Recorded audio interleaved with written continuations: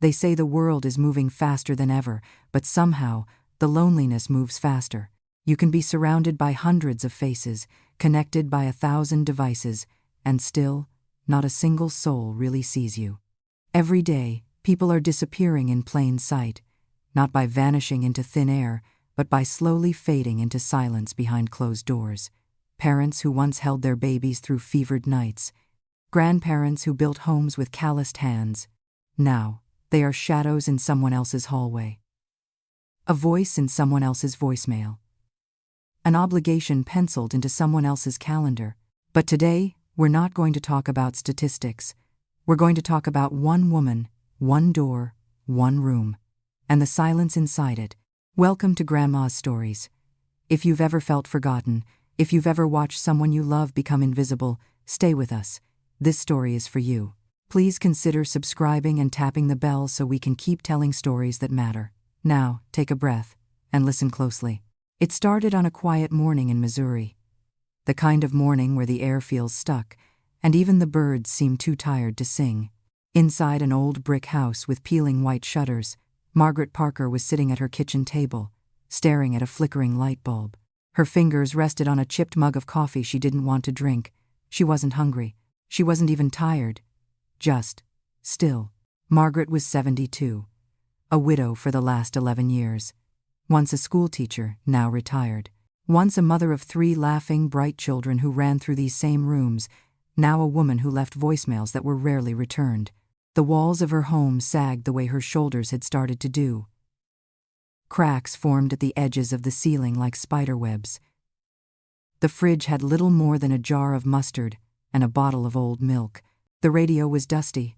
Her knees ached every time she climbed the stairs, but none of that hurt nearly as much as the silence. Then came the call. It was her son, Daniel. "Mom, you can't keep living like that," he said. His voice had that rushed tone people use when they've already decided the answer. "Come to Phoenix. You can stay with us. We've got the space. It'll be easier for everyone." Easier for who? Margaret had wanted to ask. But the thought of seeing her grandson, of hearing footsteps in the hallway again, of not eating dinner alone, it curled around her like a warm blanket. So she said yes. She packed a suitcase smaller than a child's backpack. A few cardigans, a photograph of her husband, her rosary, a folded quilt her daughter once stitched in a summer she barely remembered anymore. The bus ride took nearly a full day. Every few hours, she reached into her coat pocket and fingered the smooth wooden beads. She stared out the window at unfamiliar highways and wondered if anyone else on the bus was going home or running away from it. At the Phoenix station, Daniel was waiting. Taller than she remembered, thinner too, but still her boy. "You look good, Mom," he said, hugging her with one arm while holding his phone in the other. "Glad you're here." She smiled. It wasn't a real smile. It was the kind you give when someone says something nice, and you don't want to ruin the moment by saying what you really feel. In the car, Margaret sat quietly in the back seat while Daniel chatted about work deadlines and housing prices. His wife, Hannah, was in the passenger seat, typing something furiously into her phone. She turned around once to offer a quick smile. "Hope the flight wasn't too bad. We cleared out the guest room. It's not huge, but it'll do." Margaret nodded. She remembered how, when Hannah and Daniel got married, she had baked 5 pies for the reception, spent hours making centerpieces, given a speech that made half the room cry. Now her welcome was the word cleared out. The house was newer than Margaret expected. White walls, sleek furniture, big kitchen, cold. Her room was at the end of the hallway, a narrow space with a small window and a mattress that smelled faintly of detergent and dust. "We'll let you settle in," Hannah said, already walking away. Daniel patted the doorframe and gave a tired smile. "If you need anything, just ask, okay?" Margaret placed her suitcase by the wall and sat on the bed. The springs squeaked. She ran her fingers over the edge of the window and looked out onto a backyard filled with dry grass and a plastic playset. This was going to be home. That night, at dinner, the table was set for 3. Daniel, Hannah, their son, Noah. The plates were colorful: chicken, rice, steamed vegetables, wine for the adults, water for Noah. Margaret stood for a long second, unsure if she should join them. When she did, no one said anything. Hannah passed her a plate with slightly smaller portions. Noah, 8 years old with bright, curious eyes, looked at her like she was a museum exhibit. A little curious, a little confused. "Hi," she said softly. "Hi," the boy answered, still chewing. Dinner passed with casual small talk. Hannah talked about work. Daniel nodded. Noah told a story about a kid who threw up in the lunchroom. Everyone laughed. Margaret did too, but a second too late. After dinner, she stood and began clearing the plates. "Oh no, you don't have to do that," Hannah said quickly. "We've got it. You're a guest." Margaret sat down slowly, her hands still reaching for something to hold. She watched her son rinse the dishes without looking at her once. That night, she lay on the guest bed and stared at the ceiling. Outside, a dog barked once and went silent. Inside, everything was still, except for her heart, which beat with the soft panic of someone who suddenly realizes they may not have a place. She pulled the blanket to her chest and whispered a prayer. "Let me be helpful. Let me be welcome. Just let me matter." But the silence answered first. The next morning arrived without ceremony. Sunlight edged around the curtains in Margaret's room, casting faint stripes across the wall. She sat up slowly, listening for signs of movement in the house. A low hum of voices came from the kitchen, the clink of silverware, and the scent of toast wafting down the hallway. She brushed her hair, straightened her sweater, and stepped into the hall like someone entering unfamiliar territory. The walls were spotless, every picture perfectly aligned. At the end of the corridor, the scent of breakfast grew stronger, mixed with coffee and something sweet, maybe jam or syrup. In the kitchen, Daniel was sitting at the table with his laptop open. Hannah stood by the sink with her back turned, slicing something on a cutting board. Noah was swinging his legs at the table, chewing a mouthful of eggs. "Morning," Margaret said, her voice careful. Hannah turned, gave a brief nod, then returned to the counter. "There's coffee in the pot," she said flatly. "Plates are in the cabinet above the dishwasher." Margaret walked over and began to reach for a mug, but her hands hesitated. She looked toward Hannah, unsure. "Go ahead," Hannah said without turning. "You don't need permission." Margaret poured the coffee slowly, steadying the pot with both hands. The warmth of it was comforting in her palms. She found a plate, took a piece of toast, and sat down across from Noah. "Good morning, sweetheart," she said gently. Noah looked up from his plate, wiped his mouth with the back of his hand, and gave her a small smile. "Morning." Daniel didn't look up from his screen. He was typing, brow furrowed, eyes darting back and forth. Margaret took a bite of toast, chewed slowly, then glanced at the others. "Anything planned for today?" Hannah sighed. "I have a shift at the hospital. 12 hours. Daniel's working from home. Noah has school." "Ah," Margaret said. She stirred a little cream into her coffee and looked out the window. The silence afterward was not hostile, but it was thick, dense, like fog in the morning air, making it hard to see what came next. When breakfast ended, Hannah packed a lunchbox for Noah and kissed the top of his head before hurrying out the door. Daniel disappeared into his office and shut the door behind him. Noah slipped on his backpack and paused at the edge of the kitchen. "Bye, Grandma," he said shyly. "Bye, dear. Have a wonderful day." He smiled and ran out after his mother. And just like that, Margaret was alone again. The house no longer felt welcoming. It was too clean, too quiet, too symmetrical. She wandered into the living room, where soft gray couches faced a television that was off. A shelf of books lined the wall, but most were pristine, unread. She picked one up and flipped through it. A cookbook. No markings, no stains, no bent corners. She returned to the kitchen, rinsed her mug, and dried it carefully. As she reached for the dish towel, she noticed a sticky note on the fridge. "Please don't reorganize anything. Everything has its place." Margaret blinked. She hadn't moved a thing, but the message landed anyway, sharp and deliberate. The day passed slowly. Daniel didn't emerge from his office. Margaret stayed in her room for a while, folding and unfolding clothes that didn't need attention. She looked through old photographs on her phone, pictures from Springfield, her garden, her porch, her late husband smiling in front of a Christmas tree. By mid-afternoon, the quiet became unbearable. She stepped outside to the backyard. The sun was warm, the breeze gentle. A wooden bench sat beneath a tree near the edge of the yard. She walked to it and sat down, letting the air fill her lungs. The grass was patchy, A few weeds had begun to rise in the corners. She reached down and gently pulled one out. The door opened behind her. "Margaret?" She turned. Daniel stood on the patio holding a phone in one hand. "Just getting some fresh air," she said softly. He nodded but didn't smile. "Hannah prefers if we don't mess with the landscaping. She's particular about it." Margaret looked down at the small weed in her hand and gave a short, embarrassed laugh. "Of course. I didn't mean to." "It's fine," Daniel interrupted. "Just maybe ask her next time." He disappeared back inside. She sat on the bench for a long while after that, watching the shadows stretch, listening to the faint hum of traffic somewhere in the distance. Her fingers fiddled with the edge of her sweater, twisting the fabric around themselves. That night, dinner was takeout. Boxes of Thai food placed neatly on the counter. Margaret offered to help set the table, but Hannah waved her off. "No, it's all right. We'll eat in the living room tonight." Casual. Margaret followed them into the living room. Daniel handed her a small box, lighter than the others. She opened it. A few noodles, some rice, no protein. She looked at it, then at her son, but said nothing. Noah had curled up on the floor with his plate, watching cartoons. Hannah scrolled on her phone. Daniel stared at the television without really watching. Margaret sat on the edge of the couch and ate in silence. After dinner, she stood again to help clean, and again was met with resistance. "I've got it," Hannah said. "Really." Margaret stood still for a moment, her hands limp at her sides. She wanted to be useful, to do something, to have a reason to move through the space and not feel like a ghost. Instead, she nodded and returned to her room.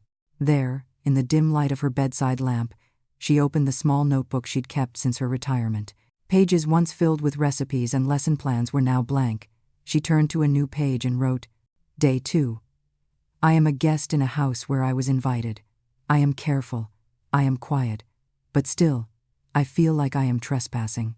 She closed the notebook and placed it gently back in the drawer.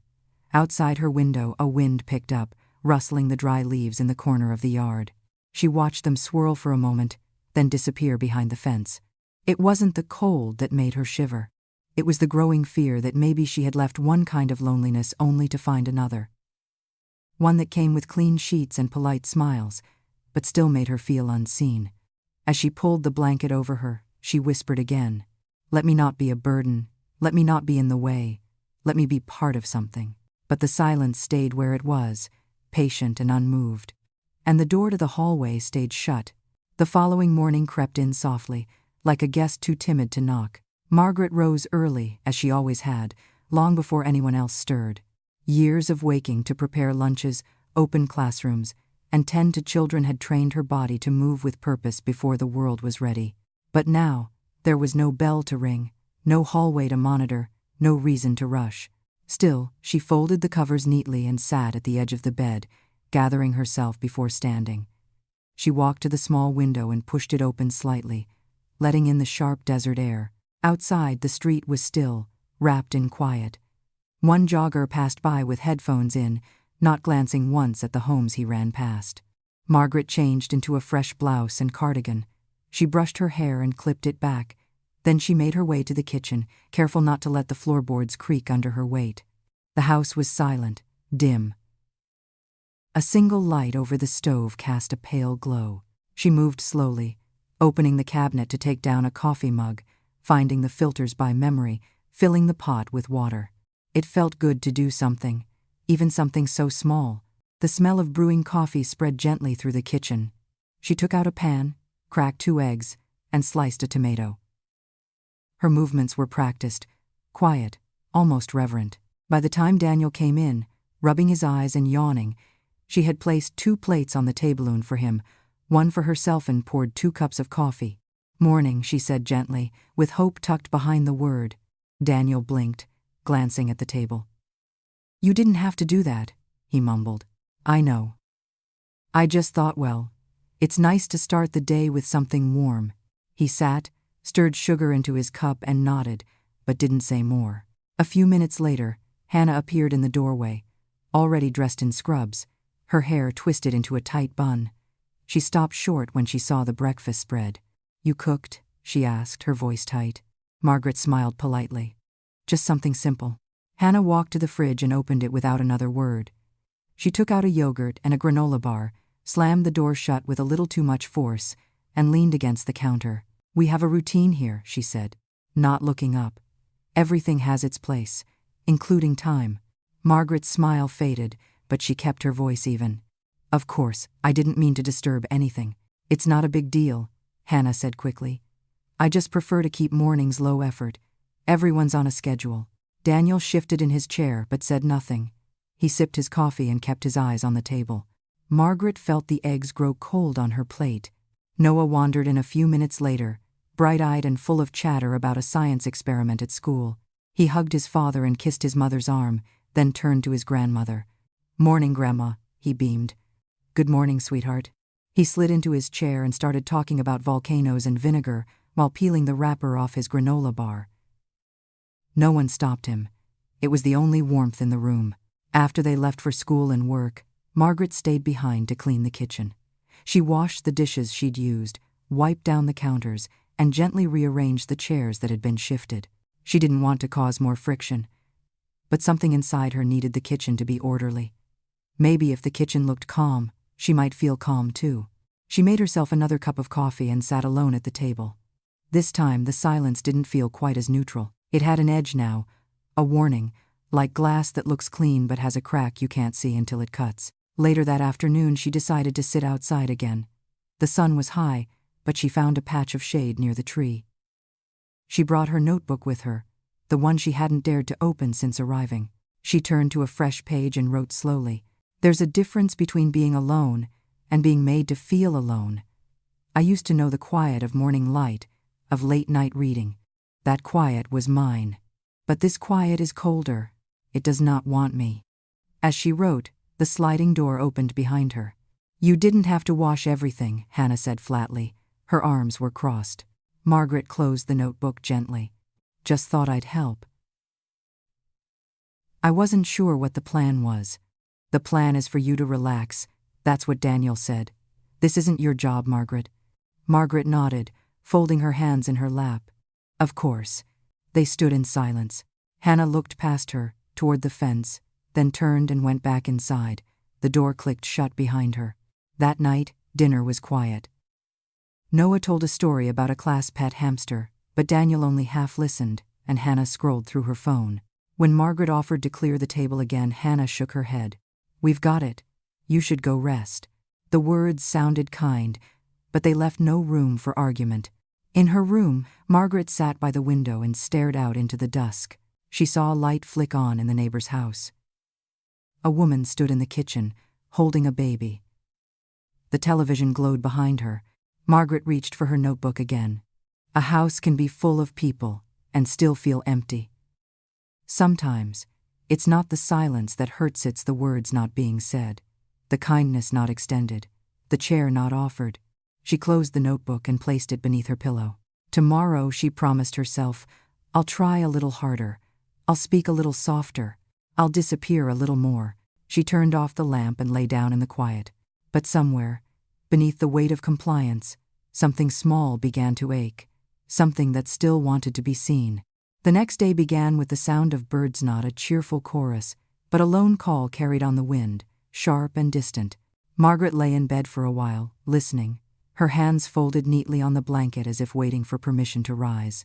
When she finally stood, she moved slowly. Her knees creaked with the soft rebellion of age, and her back ached from a mattress too firm for someone used to the give of time-worn springs. But she didn't complain.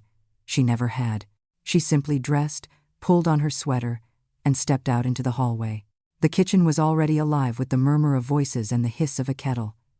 Hannah stood at the counter in her work uniform, scrolling through her phone with one hand and spreading jam with the other. Daniel sat at the table, tapping at his laptop with eyes half awake. Noah was packing his school bag. Margaret hesitated at the threshold, waiting to be acknowledged. No one looked up. "Morning," she said quietly. Noah was the only one who turned. "Hi, Grandma," he chirped. He zipped his bag, slung it over one shoulder, and hurried to her side, offering a quick hug around her waist. Her hand brushed the top of his hair before he darted back toward the door. Daniel gave a distracted nod. "Morning." Hannah didn't respond. She took a bite of toast and checked her watch. "We're running late," she said briskly. "Noah, shoes." On it, the boy called from the hallway. Margaret moved to the counter, poured herself a small cup of coffee, and stood quietly sipping it. "Hannah, notice. There's no need to make more. We're almost out of filters, just so you know." Margaret offered a polite smile and set the cup down without finishing it. After the rush of morning faded and the front door slammed behind them, she was alone again. She wandered into the living room and sat on the couch. The cushions were too stiff, the remote untouched, the family photos on the mantel staged and perfect. There was no clutter, no mismatched mugs, no signs of living. Only the faint scent of lemon cleaner and something artificial like lavender but hollow. She stared at a painting above the television, a forest in early spring, pale green leaves, sunlight breaking through the trees. It looked peaceful, but she knew from experience that spring forests were rarely quiet. Birds, bugs, the squelch of wet earth. The painting had none of that, just stillness. She stood again, restless. Her feet took her to the hallway, past closed doors and framed prints. She paused in front of Noah's room. The door was slightly ajar. Inside, the bed was unmade, the desk scattered with pencils and drawings. A paper volcano, half finished, sat beside a bottle of glue. It was the only room in the house that breathed. Later, she returned to the kitchen. She peeled an apple, sliced it thinly, and arranged it on a plate. Then she sat at the table with her notebook and began to write. "Today I remembered what silence used to feel like. It was mine then, a choice. Now it feels like exile. I miss the noise of little feet, of burnt toast, of someone calling out, 'Mom, where's my other shoe?' I used to know how to make space for others. I just don't know where mine is anymore." She closed the notebook as footsteps approached. Daniel appeared in the doorway. He looked tired. "Hey," he said, "I've got a meeting soon, just grabbing a snack." He opened the fridge and pulled out a yogurt. When he turned, he saw the plate of apple slices. "You didn't have to do that, Mom." "It's just an apple," she said, her voice calm. "Yeah, but Hannah's been trying to track the groceries closely. We're budgeting tighter this month." "Of course," Margaret said, her tone even, careful. "I'll ask next time." Daniel paused. His eyes flicked toward the notebook on the table. "You've been writing?" "Just some thoughts," she said. "It helps me feel present." He nodded, but there was discomfort in it. He didn't ask more. He left the room a moment later, yogurt in hand. That afternoon, Margaret sat outside again. The sky was cloudless, harsh in its brightness. She wore a wide-brimmed hat and tucked a bottle of water beside her. The bench under the tree offered little shade, but it was hers now, her corner. From the house next door, she heard a faint laugh, a woman's voice, then a child's. The sound filtered through the fence, like a forgotten melody. She closed her eyes and let it wash over her. Hours passed. The sun began to sink. She returned to the kitchen as the family began to gather again. Dinner was thawed lasagna and a bagged salad. Hannah plated the meals. 3 plates. No fourth. Margaret stood by the counter, waiting. Hannah glanced up. "I didn't know if you'd be joining. You weren't around." "I was in the backyard," Margaret said gently. Hannah sighed, then reached for another dish. She spooned a small square of lasagna onto it, less than half the portion on the others, and slid it across the counter. Margaret took the plate and sat down without a word. During the meal, Noah talked about the school play. He had auditioned for a tree. He said it with pride. Daniel chuckled. "That's great, buddy." "Can Grandma come watch?" Noah asked suddenly. The room stilled. Hannah glanced at Margaret, then at Daniel. "We'll see," she said. Margaret smiled faintly. "I'd love to." After dinner, as Hannah cleared the plates, Margaret stood and began collecting glasses. "I've got it," Hannah said, her voice sharp. Margaret froze. "It's really fine," she said. "It's not about fine," Hannah replied. "You're a guest. Please, let us handle it." Margaret stepped back, nodded, and returned to her room. There, she sat in the dim light, the weight of the evening resting on her chest like a stone. She opened her notebook and wrote, "Tonight I felt like a ghost, present, but not real, allowed to exist, but only quietly, only if I don't take up too much room." She set the pen down and closed the book. As she turned off the lamp, she whispered softly into the darkness, "Please let me not vanish completely. and outside, the night held its breath. The morning light fell through the blinds in narrow streaks, laying quiet patterns across the floor. Margaret stirred beneath her blanket, listening to the muffled thuds of footsteps above, the faint rhythm of the shower starting and stopping, and the low hum of voices behind closed doors. Another day had begun without her. She rose, dressed in her softest sweater, and made her way toward the kitchen. The hallway smelled faintly of shampoo and toast. When she stepped into the room, Noah was already at the table, swinging his feet, scribbling something onto a worksheet with fierce concentration. Daniel stood by the sink, pouring orange juice into a tall glass. "Morning," Margaret said softly. Daniel looked up, startled. "Morning, Mom." She smiled and reached for the coffee pot, but it was nearly empty. She poured what little remained into a chipped mug and held it close, letting the warmth settle into her hands. Hannah wasn't there. "Where's Hannah?" she asked. Daniel didn't look up. "Left early. She had to open at the clinic today." Margaret nodded and sat across from Noah. "What you working on, sweetheart?" Noah looked up. His cheeks were flushed with focus. "We're writing thank you letters at school. To someone who helps us."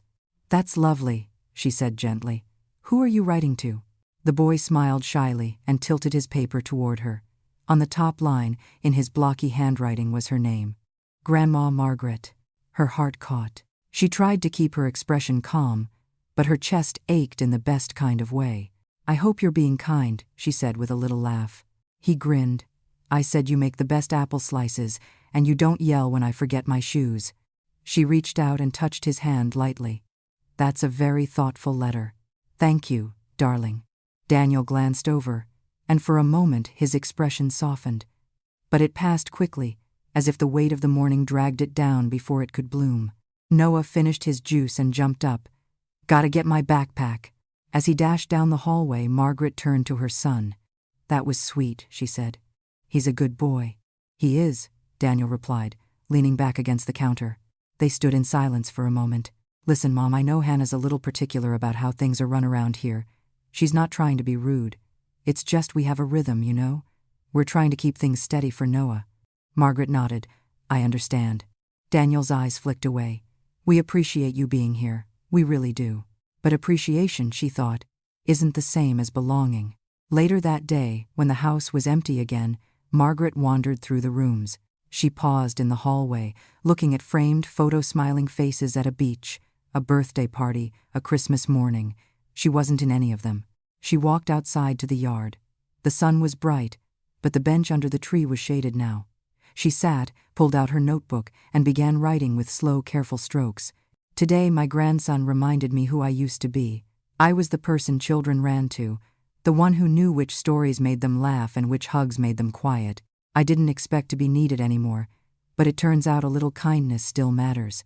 As she wrote, a breeze swept through the yard, rustling the dry leaves near the fence. A voice floated over a woman laughing, then the sound of a child answering back. It came from the house next door. Familiar, full of ease. The sound made her chest tighten. A moment later, she saw someone appear on the other side of the low fence, a woman with silver-streaked hair, holding a small potted plant in one hand and a watering can in the other. She looked over, surprised, then smiled. "Hello there." Margaret blinked, startled. "Oh, hello." The woman stepped closer. "I've seen you sitting out here the past few days. Figured I'd say hi before we started looking like unfriendly neighbors." Margaret stood and smoothed her sweater. "I'm Margaret. Nice to meet you." "I'm June. Been living here 22 years. Thought they'd bulldoze the place by now." Margaret chuckled. First laugh she'd heard from herself in days. "I just moved in." "Well, not exactly. I'm staying with my son and his family." June tilted her head, sympathetic without being prying. That's always an adventure. They stood in silence a moment, the breeze tugging at their sleeves. "If you ever need a break from that house," June said, pointing her thumb toward her backyard, "I've got rocking chairs and iced tea. Nothing fancy, but they don't judge you if your knees creak when you stand." Margaret smiled, touched. "Thank you. That's very kind. Kindness is free. Might as well hand it out before it goes stale." Margaret watched her disappear back behind the fence, and something settled in her chest. Not hope, exactly, but the faint memory of it. That evening, The house was unusually quiet. Hannah was late coming home. Daniel reheated leftovers without a word. Noah worked on a drawing at the kitchen table. Margaret offered to help, but Daniel waved her off. No need. We're good. She sat beside Noah instead, watching him color in the leaves of a tree. He looked up suddenly. Can I show you something? Of course. He ran to his backpack and pulled out a folded paper. It was the letter. Neatly written, decorated with stars. He handed it to her with both hands. You can keep it, he said. She read the letter slowly, her fingers trembling just enough to make the paper flutter. At the bottom, beneath his name, he had drawn a small heart. She folded it again and pressed it to her chest. Thank you, my sweet boy. That night, alone in her room, she slipped the letter into her notebook and wrote beside it, He sees me. And that is enough for now. The next morning arrived wrapped in silver clouds, casting a soft gray light across the windows. The house felt quieter than usual, like it too was hesitating. Margaret woke early again. Her body moved slowly but with routine, pulling the covers back, folding the blanket, slipping on her slippers with care. These small tasks were anchors now, little rituals to remind herself she was still here. In the kitchen, she found the coffee pot empty and the dishwasher humming. Hannah must have left early again. Margaret filled the kettle instead and placed it on the stove. The flame gave a faint hiss. She leaned on the counter and waited. When the water boiled, she made tea instead of coffee. Something gentler, something that didn't rush. She carried her mug to the table and sat in the quiet. Noah patted in a few minutes later, his hair a tousled mess, his shirt halfway tucked into his pants. Morning, Grandma, he said, rubbing one eye. Good morning, my love. She reached out and straightened his collar. Did you sleep well? He nodded, yawning. I had a dream we were flying. You were holding my hand, and we had wings. That sounds like a beautiful dream. He smiled, still caught in that space between sleep and waking. Daniel entered next, already dressed, tie slightly crooked, eyes bleary. Hey, Boot, you ready? Almost. Morning, Mom. Good morning, Daniel. Daniel opened the fridge and frowned. Where's the milk? Margaret turned slightly. I believe we ran out yesterday. I didn't want to use the last bit without asking. He closed the door a little harder than necessary. I thought Hannah bought some. Noah looked up. There's juice. That's fine, Daniel said. He poured a glass and handed it to his son. Go brush your teeth, then we'll go. Noah grabbed his juice and disappeared down the hall. Daniel turned to her. Mom, look, I know you're trying to be helpful, but sometimes it's easier if things stay where they are. Routines help us function. Margaret nodded, though the words weighed heavier than they should have. I understand. I wasn't trying to interrupt anything. It's not that, he said quickly. It's just we have a lot on our plate. I know, and I appreciate you letting me stay. He softened for a moment. I'm glad you're here, really. Just. Give us time to adjust, too. She smiled, though it didn't quite reach her eyes. Of course. After they left, the house folded into stillness again. Margaret tidied the table, wiped the counters, then returned to her room and sat beside the window. She opened her notebook and held Noah's letter in her lap, tracing the edge of the paper with her finger. He sees me, she had written. She stared at those 3 words for a long time. Later that afternoon, she stepped outside to the yard, her notebook tucked beneath her arm.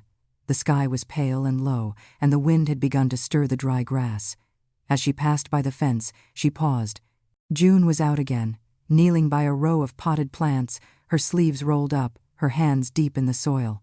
Hello, June called without looking up. Margaret smiled. Hello again.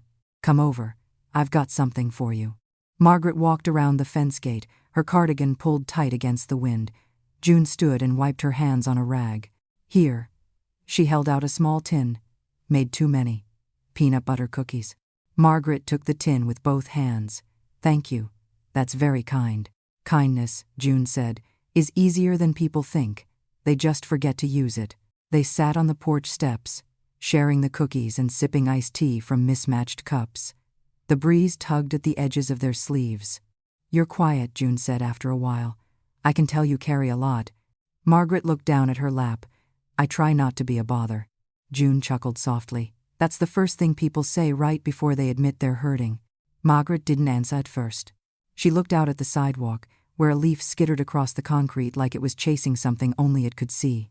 I thought coming here would feel like coming home, she said finally, but it feels more like passing through. June nodded, not pressing. She simply reached over and touched Margaret's hand. Sometimes, the house that welcomes you isn't the one with your name on the mailbox. Margaret squeezed her fingers gently. When she returned later that afternoon, she found the living room empty. Her shoes left faint prints on the polished floor as she walked past the hallway and back into her room. She set the cookie tin on the dresser, opened her notebook, and began to write. Today, I sat beside a woman who asked nothing of me, who listened without needing to fix. Her porch felt warmer than the couch inside this house. Her words stayed with me longer than the silence at dinner. She paused. I do not expect to be loved for being here, but I still long for a place where I am not tolerated, but welcomed. That evening, the family gathered around the table. The meal was a casserole Hannah had prepared the night before. She handed Margaret a plate with a polite smile, but her eyes were elsewhere. Dinner was filled with scattered conversation, Noah talking about spelling words, Daniel asking about a leak in the sink, Hannah noting that the garbage schedule had changed. Margaret listened, nodding occasionally, but never finding a place to join in. As the plates were cleared, Margaret stood quietly, hoping to carry something to the sink. I'll handle it, Hannah said, her voice sharper than she meant it to be. Margaret froze. Of course. She returned to her room. The walls seemed closer that night, the ceiling lower. She sat at the edge of the bed and stared at the lamp. Maybe this is what it means to grow old in someone else's world. To be present, but peripheral. Cared for, but not included. She opened her notebook and added one last line.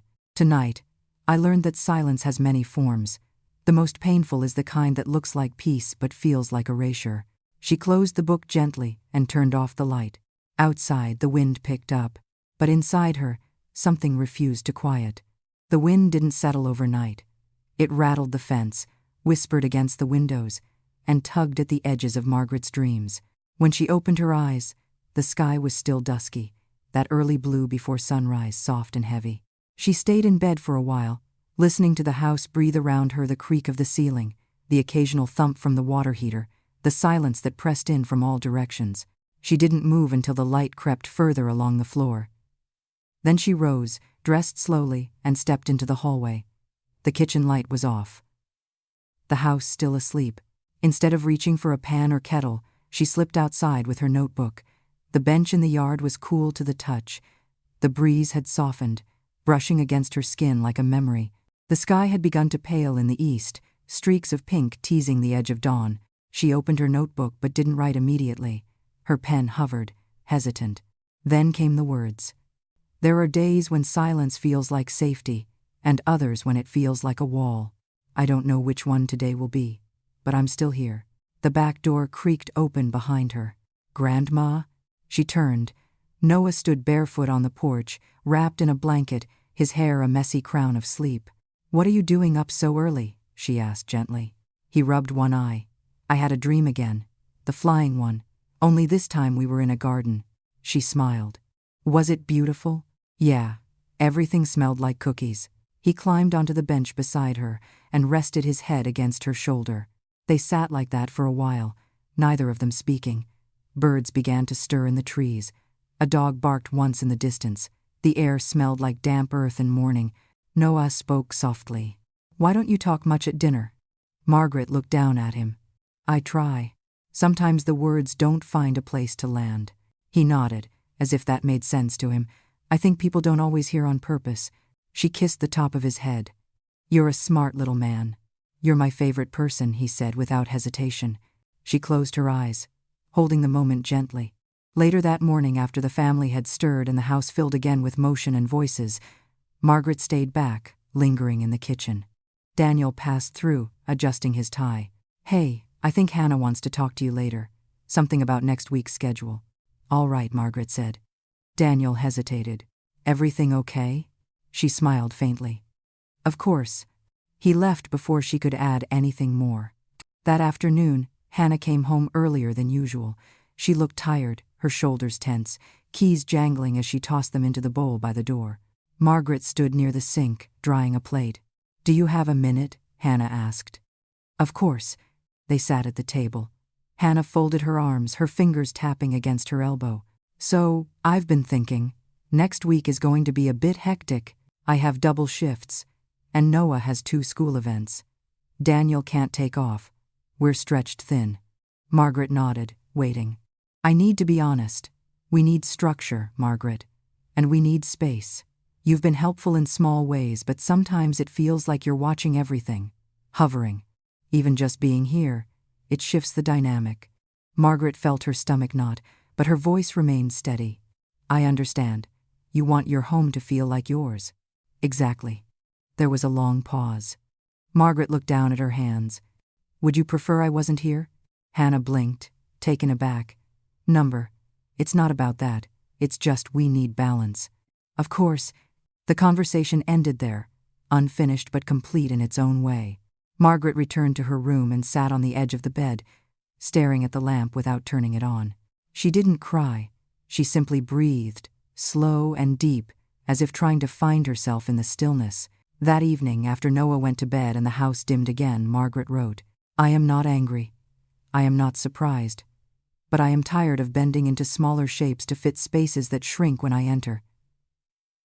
I did not come here to rearrange their lives. I came because I believed there would still be room for mine." The next day, June appeared at the fence again, holding a small basket of cut flowers. "Thought you could use a little spring," she said. Margaret accepted the bouquet with both hands. "These are beautiful. And stubborn. They bloom even when you forget to water them." Margaret smiled. "They remind me of someone I know." They sat on the porch again, watching the shadows grow long. June didn't ask what was wrong. She didn't need to. After a while, Margaret spoke softly. "Do you think it's possible to love someone and still make them feel unwanted?" June's eyes softened. "Yes. I think people do it every day, not because they mean to, but because they don't want to make room for the hard parts of love." Margaret nodded. Later, as the sun dipped behind the roofs, she returned to the yard. The wind had returned, just enough to stir the petals of the flowers June had given her. She placed them in a jar and set them on her windowsill. That night, as she drifted towards sleep, she whispered one more time into the quiet, "Let me find a place where I don't have to ask permission to belong." And somewhere, beyond the fence and the silence, the wind carried her words forward. The next few days unfolded in small, quiet stretches. Morning coffee. Afternoon walks around the yard. Evenings filled with distant conversation that floated just beyond Margaret's reach. She moved through the house like a breeze that passed unnoticed, never too loud, never in the way, never asked for. Daniel grew more distant, distracted by work. Hannah remained polite, firm and far. Noah, though, was the same. Every day after school he would find her. A quick hug, a drawing, a new story from the playground. He came with the easy honesty that only children know how to carry. On Friday morning, as she finished folding laundry in her room, she heard a soft knock. "Come in," she called. Noah peeked inside, clutching something behind his back. "I made you a card," he said. She smiled. "You did?" He stepped forward and handed it to her, a folded piece of paper with a lopsided heart on the front. Inside, in his big blocky handwriting, it read, "I love you, Grandma. You make the house nicer." Margaret touched the paper gently, her eyes misting. "Thank you, darling. That means more than you know." He looked up. "Can you come to my school on Tuesday? We're doing a little show. I'm the wind." She blinked. "The wind?" "Yeah. I get to wave a blue ribbon and spin around. It's fun." She laughed softly. "I wouldn't miss it." When she mentioned it at dinner, her voice careful, Hannah nodded without looking up from her plate. "It's open to family," she said. "Just make sure you sit in the back row." "Of course," Margaret replied. That night, she couldn't sleep. She sat by the window with her journal in her lap, the card from Noah tucked inside. Even a small invitation can feel like a door swinging wide. I don't need a parade. Just a seat where no one minds if I'm still learning how to belong. Tuesday arrived warm and bright. The school auditorium buzzed with chatter and shifting chairs. Margaret found a seat near the back, just as Hannah had asked. Rows of parents leaned forward with phones in hand, some whispering, some already clapping. The lights dimmed. A soft piano played from the speakers. Margaret watched as children came out in painted costume flowers, clouds, butterflies, and then there he was, Noah. A swirling ribbon in each hand, dancing across the stage with unfiltered joy. He didn't look nervous. He looked free. When it ended, the applause rose like a wave. Margaret clapped until her palms stung. Noah spotted her in the crowd and waved. She waved back, her smile aching at the corners. After the show, outside near the front steps, she waited as parents gathered their children. Daniel and Hannah arrived minutes later, hurried and flushed. "We saw the last part," Daniel said. "Traffic was worse than expected." He looked at Margaret. "Thanks for coming, Mom." Hannah nodded. "Yeah, thanks for being here." Margaret didn't expect warmth. She just nodded in return. Noah ran up and hugged her waist. "Did you like it?" "Very much," she said. "You were perfect." That night at home, as she prepared for bed, she opened her notebook once more. "Today, I sat in a crowd and felt like part of the picture. No one pointed, no one turned away. For one brief hour, I was just a grandmother, and that was enough." The next morning, she found a note taped to her door. It was written in Hannah's handwriting. "Starting next week, we'll be adjusting schedules. Please avoid kitchen use during early mornings and after 8 p.m. We'll keep meals consistent, but please let us know if you need anything separately." Margaret stared at the note for a long time. There was no malice in it, only rules, boundaries drawn without warmth. She folded it and placed it inside her journal. Later, she stepped out to the backyard to breathe. June was there again, watering her plants, humming something soft. Margaret waited by the fence. "Rough morning?" June asked without looking up. Margaret nodded. "Just another reminder." June turned, brushing dirt from her palms. "You know, people think being quiet is the same as being okay." Margaret gave a faint smile. "It's easier for them if you're both." They sat on June's porch again that afternoon. The flowers were beginning to fade under the early heat of spring, but they held on, strong and stubborn. "Have you ever wanted to just walk away?" Margaret asked. "Every day," June replied. "But then I think walk toward what?" Margaret looked down at her hands.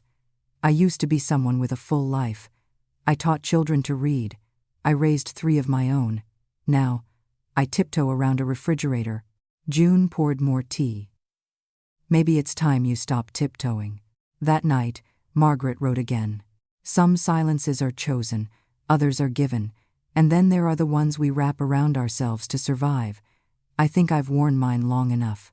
She paused, then added, "Maybe tomorrow I'll move one plate back to the front of the cupboard, just to see if anyone notices." She closed the journal and placed it beneath her pillow. Outside, the stars blinked into view, one by one, small and steady. And somewhere deep in her chest, a door cracked open just enough for light to slip in. The next morning began like any other sunlight climbing down the wall, quiet footsteps in the hall, the soft thud of cabinet doors. But something in Margaret felt different. Not louder, not defiant, just less afraid. She dressed without rush, slipped on her shoes, and stepped out of her room. The kitchen buzzed with morning rhythm. Hannah poured cereal. Daniel scrolled through his phone. Noah yawned between bites, feet swinging under the table. Margaret stood at the threshold for a second, then walked in and reached toward the top shelf toward the stack of plates she had been asked to avoid. Her hand paused in midair, but she kept it steady. She took down one, a small act, a quiet shift. Hannah noticed but didn't speak. Her eyes flicked to Daniel, then back to her bowl. Margaret placed the plate gently on the counter, poured a cup of tea, and took a seat near Noah. "Good morning, sweet boy," she said. "Morning, Grandma," he grinned. "I brought something for your notebook."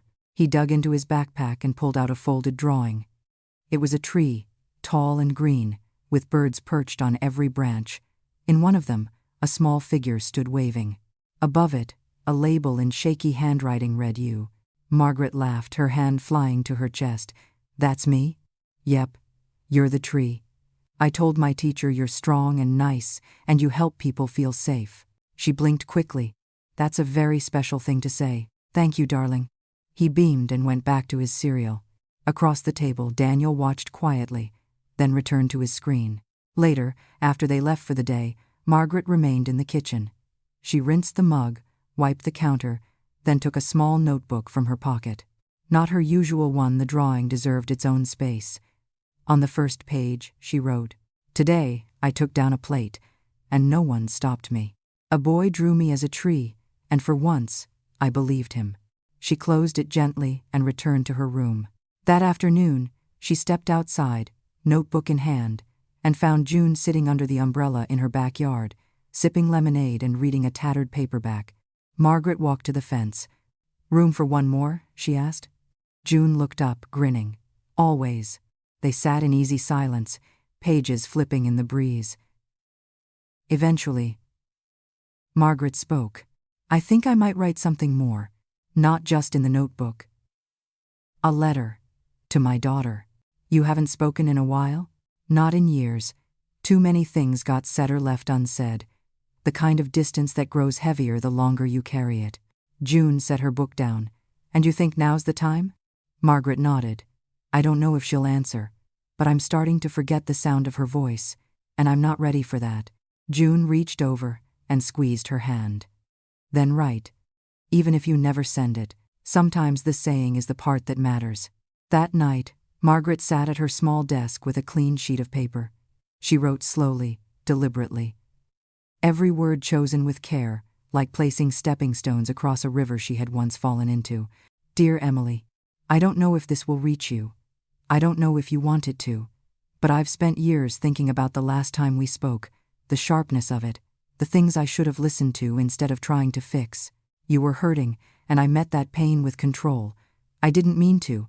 I thought I was helping, but now I understand what it cost us. This house is quiet, too quiet. And yet, I find myself thinking about the laughter you used to bring into rooms, about the way you hummed when you did dishes, about the stories you told in the car when you didn't think I was listening. I miss you, Emily, and if there's room in your heart for it, I'd like to begin again, even from far away, even with silence between every word. Love always. Mom." She folded the letter and placed it in the notebook beside Noah's drawing. The next morning, the house was busier than usual. Papers rustled, backpacks were zipped with urgency. Hannah was rushing, her hair still damp, keys clenched in one hand. Daniel called from the living room. "Noah, let's go, we're running behind." Margaret stood in the hallway with the letter in her hand. She waited, unsure, then slipped it into her coat pocket. After they left, she walked to the nearest mailbox 2 blocks down, painted blue, its corners rusted from years of sun and rain. She held the envelope for a long moment. Then she let it go. The sound it made as it landed was barely audible, but it echoed all the way home. That evening, Hannah came home early. Margaret was in the kitchen drying silverware when Hannah paused at the doorway. "Hey," she said. "I saw the plate." Margaret looked up. "Sorry if that was." "No," Hannah interrupted. "It's fine." Margaret blinked. "Oh." Hannah leaned on the counter. "Look, I'm trying. I know I've been distant. It's just hard to have someone here who reminds me how fast life moves. You're here, and it makes me realize how quickly everything's changing. My parents live across the country. I don't talk to them enough. Seeing you here, it's like a mirror I didn't ask for." Margaret said nothing for a moment, then she nodded. "Mirrors don't always flatter, but sometimes they help us see where we need to begin." Hannah looked down, then nodded back. A beat passed between them. Not forgiveness, but the space where it could grow. That night, as Margaret climbed into bed, she opened her notebook and wrote, "I mailed the letter. I set something free, and in doing so, something inside me softened. A conversation didn't change everything, but it cracked the door just enough." She placed the journal on the table beside her and turned out the light. Outside, the wind had stilled, but inside, something had finally begun to move. A week passed, soft-footed and quiet. The days came and went like falling leaves, visible, brief, then gone. Margaret found herself moving more easily through the house, not out of comfort but because the edges felt less sharp now. The air around her no longer bristled with tension, though it still carried the distant hum of caution. She took to waking just before dawn, not out of habit anymore, but because the silence of the early hours belonged to her. Those mornings were sacred, no footsteps, no closed doors, no rules to obey. just the kettle's soft whistle and the sound of her own breath. One morning, as she sipped her tea at the kitchen table, Noah patted in, rubbing his eyes. His socks slid on the floor, and his hair stuck up on one side. "You're up early again," he mumbled. "Couldn't sleep," she said with a smile. He dropped into the chair beside her and laid his head on the table. "I wish it was Saturday." "Why's that?" "So we could go to the library again. I liked when you read to me." She reached over and ran her hand over his hair. "Then we'll go this Saturday, all right? Promise. Promise." Later that afternoon, while folding laundry in her room, she heard the mailbox clang shut. Curious, she stepped outside. The envelope was small, cream-colored, with her name written in a hand she hadn't seen in years.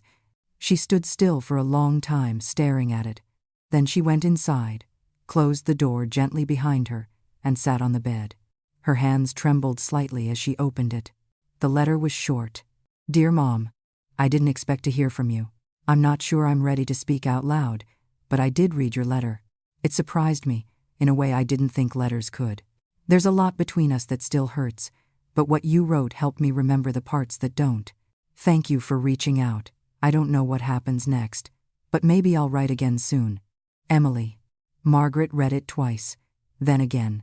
She folded it carefully, placed it in the back of her notebook, and pressed her palm over it. The ache in her chest wasn't pain, it was release. That evening, while setting the table for dinner, she added a fourth plate without asking. No one said anything. Noah came bounding in from the living room with his usual burst of stories and colors. "I got picked to be line leader today," he announced. "That's very important," Margaret said. "Did you lead with confidence?" He puffed out his chest. Like a knight, Daniel smiled behind his water glass. Hannah served the food in silence but without resistance. As they ate, something subtle had shifted. The tension that used to coil beneath every conversation had loosened. Words came more freely. Smiles didn't feel borrowed, and though Margaret said little, she no longer felt invisible. After dinner, she helped clear the table. This time, Hannah didn't object. Instead, she handed Margaret a towel and said simply, "Thanks."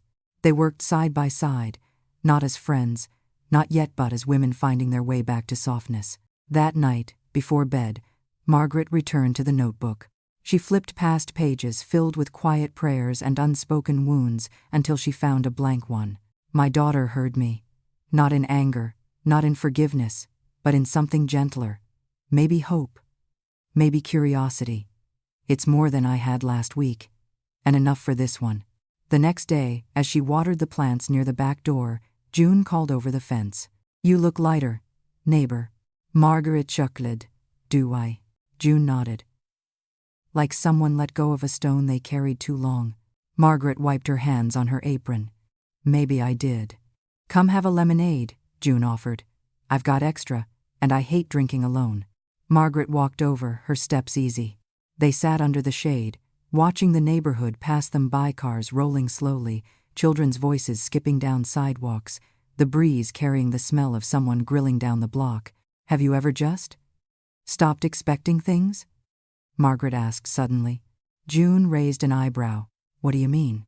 "Expecting to be heard, to be loved, to matter. Sometimes I think the secret to peace is giving up on being seen." June sipped her drink. "Maybe. But I think the real peace is in showing up anyway, even when no one's looking." Margaret stared out toward the horizon. "Maybe that's what I'm learning." When she returned home, she passed by the fridge and saw something new, a drawing taped right in the middle. It was hers. The one Noah had made. The one with the tree and the tiny waving figure. Someone, maybe Hannah, maybe Daniel, had placed it there without a word.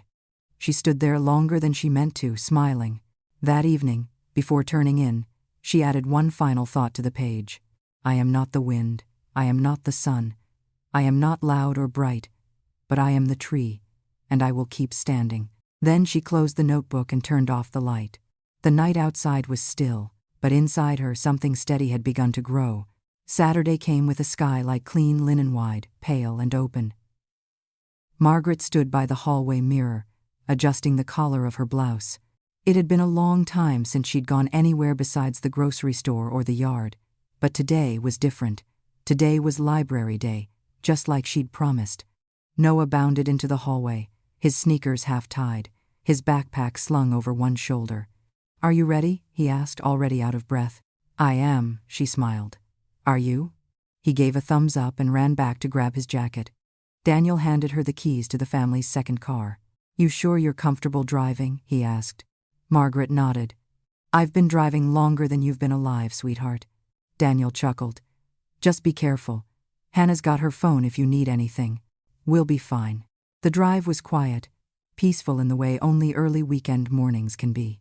Noah hummed along to a song on the radio, legs swinging as he stared out the window. Margaret kept one hand on the wheel, the other resting lightly in her lap, her thoughts drifting between the rhythm of the road and the letters still folded neatly inside her notebook. At the library, Noah ran ahead, holding the door open like a gentleman. Inside, the cool air smelled of old paper and quiet ambitions. Margaret followed him to the children's section, where beanbags were scattered like puddles, and sunlight slanted through high windows. He picked a stack of books taller than his head and flopped down with a dramatic sigh. "Read this one first," he said, handing her a title with a smiling robot on the cover. She took it, opened to the first page, and began. They read for over an hour, one book after another, pausing only for laughter or water breaks. Other families came and went. Some glanced over with polite smiles, others passed without looking. But Margaret didn't notice. Her world was a boy with his head resting on her shoulder, a page turning slowly beneath her hands, and the weight of being needed, if only for the next sentence. When they finished the last book, Noah leaned back. "You read better than my teacher." "That's a very big compliment," she said, pressing a kiss to his forehead. "I mean it. You make the voices real." She looked at him. "So do you. You make everything feel real again." They checked out their books, and on the way home, Noah fell asleep with his head tilted against the window, a library bag clutched in his lap. At a red light, Margaret glanced at him, her chest full of something that had no name but felt like belonging. That afternoon, back at the house, Daniel was fixing a cabinet hinge while Hannah sorted through a basket of clean laundry. When Margaret and Noah entered, the scent of bread drifted from the kitchen. "Smells amazing," Margaret said. Hannah looked up. "I made cinnamon rolls." "For any reason?" Hannah shrugged, but a small smile tugged at the corner of her mouth. "Thought we could use something sweet." Later, after dinner, as the kitchen settled into its evening hush, Margaret stepped outside. The sky was deepening into blue, the first stars beginning to emerge. June was on her porch, knitting something with thick yarn and silver needles. "That you, tree woman?" she called. Margaret chuckled. "It is." She walked over, her sweater pulled close against the breeze. June handed her a cup of warm cider. "So, how's the world treating you today?" Margaret took a slow sip before answering. "Like it remembers I'm here." June gave a satisfied nod. "About time." They sat in companionable silence, the kind that doesn't need to be filled. Then Margaret spoke softly. "My daughter wrote back." June turned to her, eyes alert. "She said she read my letter. She's not ready to talk, but she remembered the parts of us that weren't broken. And that's something." "That's more than something," June said. "That's the start of a bridge." Margaret nodded. "And I didn't know how much I needed it until I read it." She looked down at the steam rising from her cup. "Funny, how much we shrink when we wait for someone else to open the door. I forgot I had hands strong enough to turn the knob." Back inside, that night, Margaret opened her notebook and pressed the pen gently against the page. "Today, I was a storyteller again. Not just to a child, but to myself. I remembered the sound of my own voice, the rhythm of pages turning, the stillness of being heard." She paused, listening to the quiet hum of the house around her. Maybe home isn't one place. Maybe it's the places where your voice doesn't echo, but lands. She set the pen down and leaned back. Outside her window, a breeze stirred the curtain. For the first time in weeks, she felt sleep coming before loneliness. And when she closed her eyes, her last thought was simple, soft, and sure. "I'm still here." The days that followed unfolded like pages in a quiet book-owned soft movement after another. There were no big moments, no dramatic turns, just gentle rhythms, morning light warming the floor, Noah's footsteps racing down the hall, the kettle's familiar whistle. But sometimes, the smallest things carry the most weight. It was Thursday when Margaret noticed the drawer. She'd gone into the kitchen for a dish towel, something she'd done 100 times before. But when she opened the second drawer by the sink, the one where things used to be jumbled twist ties, grocery lists, bent pens, she found it neatly organized, labeled compartments, small white containers, even a handwritten card at the front that said essentials. She stood still, staring at it longer than necessary. It wasn't the drawer that unsettled her. It was what it meant. Every space in this house had been claimed. That afternoon, after helping Noah with a science worksheet and tucking a snack into his backpack, Margaret returned to her room and sat at her small desk. She opened the notebook, ran her fingers along the spine and wrote, "Order isn't the enemy, but sometimes it becomes a gate. I'm learning to be grateful for the peace here, but I still feel like a guest in a hotel where I must fold my towel exactly so, or risk being asked to leave early." She stared at the page for a long moment. Then, with careful strokes, she added, "But today, I will plant myself anyway." After dinner that night, soup, bread, a salad. Hannah tossed. Silent Margaret did something she hadn't done before. She stayed. Instead of slipping away into her room when the last dish was cleared, she poured a second cup of tea and sat in the corner armchair of the living room. She didn't ask. She didn't wait for an invitation. She simply existed. Noah was on the rug, building towers from mismatched blocks. Daniel leaned back on the couch, thumbing through something on his phone. Hannah flipped through a magazine, absently turning pages, her brow furrowed in thought. No one said anything, but no one asked her to leave either. And that was something. Noah glanced up. "Grandma, look!" He pointed to a wobbly tower leaning heavily to one side. "I made a lighthouse. It's perfect," she said. "It looks like it's standing in the wind." He grinned and added one more block, which caused the whole thing to collapse in a slow, spectacular fall. "Well, maybe not that much wind," she added with a wink. Daniel laughed lightly, and even Hannah smiled without looking up. Later, as the clock moved toward bedtime, Hannah stood and stretched. "We've got a parent-teacher conference tomorrow," she said. "Shouldn't take long, but it's at 5. "Do you want me to be here with Noah?" Margaret asked carefully. Hannah paused, then nodded. That would help, and she meant it. Margaret could hear it in the softness of her tone, the way her eyes didn't dart away afterward. That night, Margaret returned to her room and stood at the window before opening her notebook again. "I didn't have to earn a place tonight. I didn't have to shrink or ask permission. I just sat and breathed and stayed." She thought about the lighthouse Noah had built. Even when it fell, it had stood long enough to be seen. She wrote, "Sometimes we stand just long enough to show we matter." The next afternoon, the house was unusually quiet. Daniel and Hannah had gone to the conference, and Noah was on the living room floor with a coloring book, humming something under his breath. Margaret sat nearby, folding laundry with methodical ease. The rhythm of the work soothed her, the stacking, the smoothing, the gentle alignment of cloth. Noah looked up. "Do you miss your old house?" She paused, a towel in her hands. "Sometimes," she said. "Not because it was grand or special, but because it held everything in it that knew me." Was it big? A number. But it had a porch swing, and a rose bush that always bloomed too early. Noah went quiet for a moment, then said, "You can make this house yours too." She looked at him, blinking. "What do you mean?" He shrugged. "You can plant something. That's what teachers say. When you want to feel like you belong, plant something." She smiled. "That's very wise advice." He grinned, proud of himself. After he went to bed, Margaret went out to the yard. The sky was just beginning to shift to deep blue, stars peeking through like shy children. She stood at the far edge, where the soil was dry and the grass grew uneven. Then, slowly, she knelt and dug a small hole with her hands. It wasn't much, just enough for a single bulb. A daffodil, something stubborn, something bright. She covered it with earth, patted the dirt gently, and whispered, "Grow, even if no one notices." When she returned inside, her hands dusty, her knees aching, she smiled. Not because anything had changed, but because she had chosen to stay. By the time the weekend came around, the daffodil bulb was still buried under the cold soil, invisible to anyone who didn't know it was there. But Margaret thought about it each time she passed the window. Not because she expected it to bloom overnight, but because she had planted it. She had placed something of herself in the ground, and that made all the difference. Saturday morning was quiet, a rare kind of hush where the house didn't buzz with schedules or tension. Margaret stood in the kitchen early, sipping her tea slowly, listening to the distant tick of the hallway clock. The air outside smelled faintly of rain that never came. Noah wandered in, pajama-clad, his hair a gentle mess. He curled onto a chair at the table and rested his chin on his knees. "Can we do something today?" he asked. "What would you like to do?" He thought for a moment, then grinned. "Can we bake something?" Margaret blinked, caught off guard. She hadn't touched a mixing bowl since Springfield, but the idea settled into her chest like a warm quilt.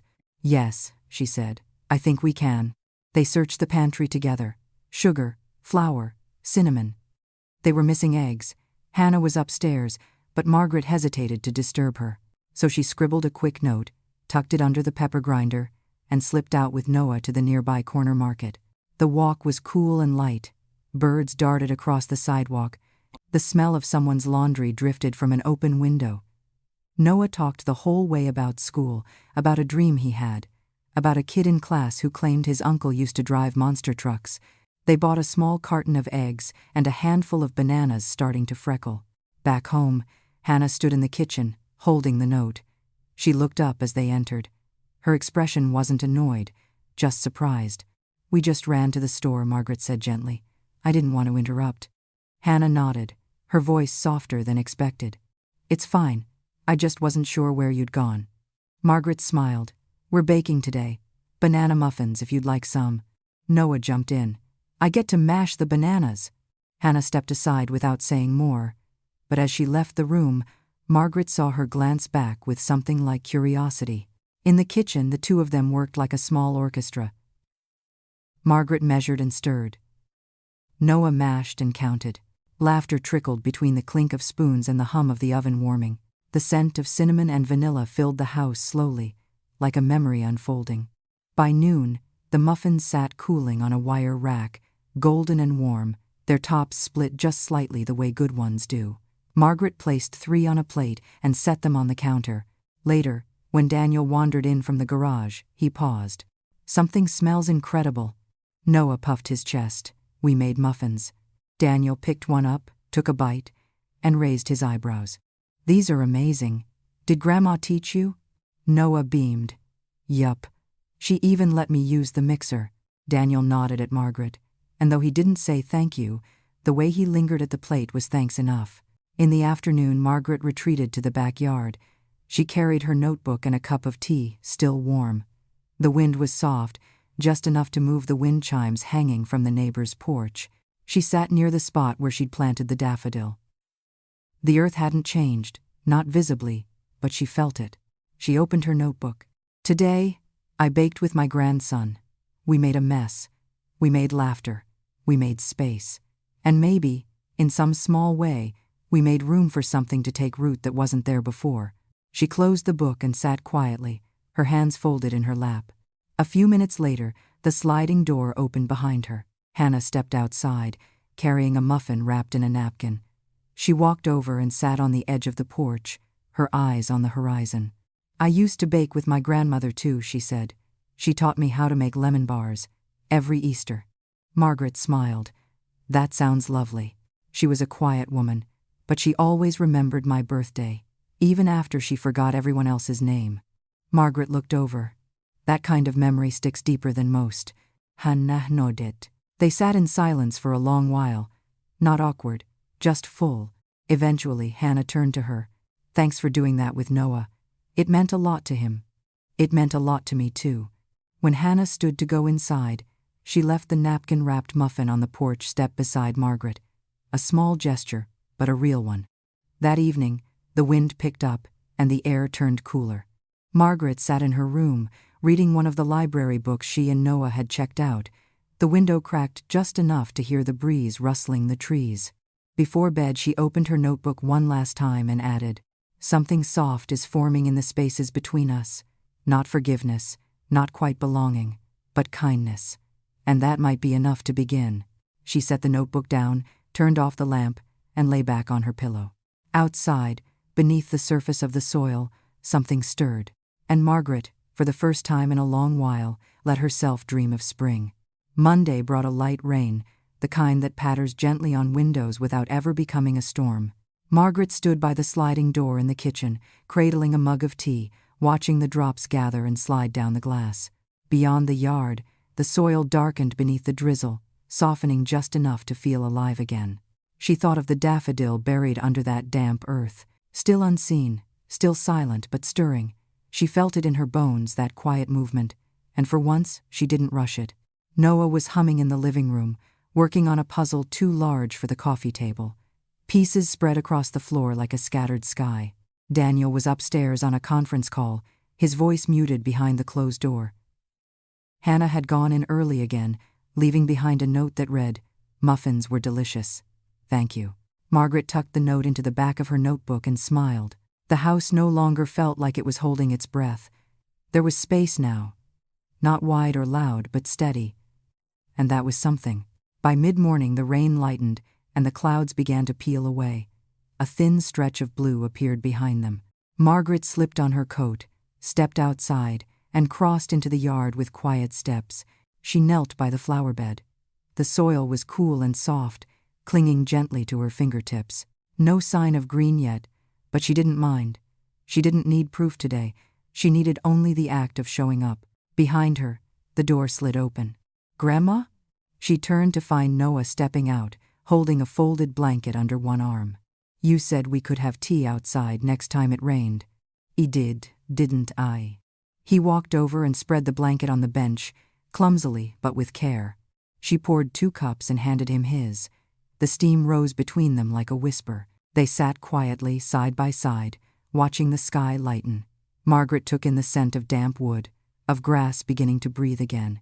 She let it wrap around her like a shawl. "Do flowers get scared?" Noah asked after a while. "Scared? Yeah, when they're in the dirt, alone." Margaret looked out over the garden. "I think they feel things. Maybe not fear like we do, but waiting can be lonely, especially when you don't know what's coming." Noah sipped his tea thoughtfully. "I think they're brave." "Me too." A silence fell again, but this time it felt full, not empty. That afternoon, Margaret walked to the mailbox as she did every few days now, never expecting much, but always open to the idea of surprise. And today, there was one, another envelope from Emily. She held it to her chest for a moment, just standing there on the sidewalk. Then she opened it carefully, the way one opens something fragile. "Dear Mom, I've been thinking about you. A lot. I keep trying to remember the sound of your voice when I was little. Not the teacher voice, not the tired voice, but the one that sang when you did dishes, or hummed at the end of stories. I realized I missed it. It's still hard. I still carry things that don't have easy names, but I wanted you to know I started baking again. Lemon bars. They didn't turn out, but I remembered your hands showing me how to press the dough into the pan. Maybe we're not as far apart as I thought. I hope you're well. Emily." Margaret read the letter once, then again, slower. She didn't cry. She just stood there with her hand over her heart, feeling it beat with something quiet and steady. That night, she placed the letter gently into the notebook. She opened a new page and wrote, "She remembered my humming. She remembered lemon bars.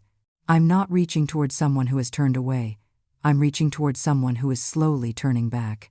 She stared at the words for a while, then added, "That's the miracle I didn't know I was waiting for." Later, as she brushed her teeth and folded her sweater for the next day, she heard laughter downstairs. Daniel and Noah watching a video, the kind with animals doing ridiculous things. She smiled without stepping in. It was enough to know the sound existed in the house again. Before bed, she passed by the kitchen and peeked into the pantry. Something had been rearranged. Not much. Just enough to know she wasn't the only one adjusting. The mug she always used had been moved down a shelf, right at her eye level. No noche. No explanation. But that, in itself, was a message. That night, with the bedroom lamp casting soft shadows on the walls, Margaret sat by the window and stared at the garden below. No bloom yet, no sign of yellow pushing through the dirt. But she smiled anyway. Because some things grow in silence, and she was learning to trust the silence again. Sunday morning brought with it a softness that felt almost deliberate, the kind of morning where the light filters through the curtains as if it knows not to wake anyone too quickly. Margaret opened her eyes slowly and lay still for a moment, listening to the hush of the house. There was no rush, No alarm clocks, just the creak of wood and the whisper of the breeze beyond her window. She got up, dressed warmly, and made her way to the kitchen. The mug was right where she expected it now. She reached for it, filled it with tea, and sat at the table with quiet gratitude. Noah was still asleep. Daniel and Hannah hadn't come downstairs. She had the whole morning to herself, and she intended to use it. Pulling her coat from the hook, she stepped outside.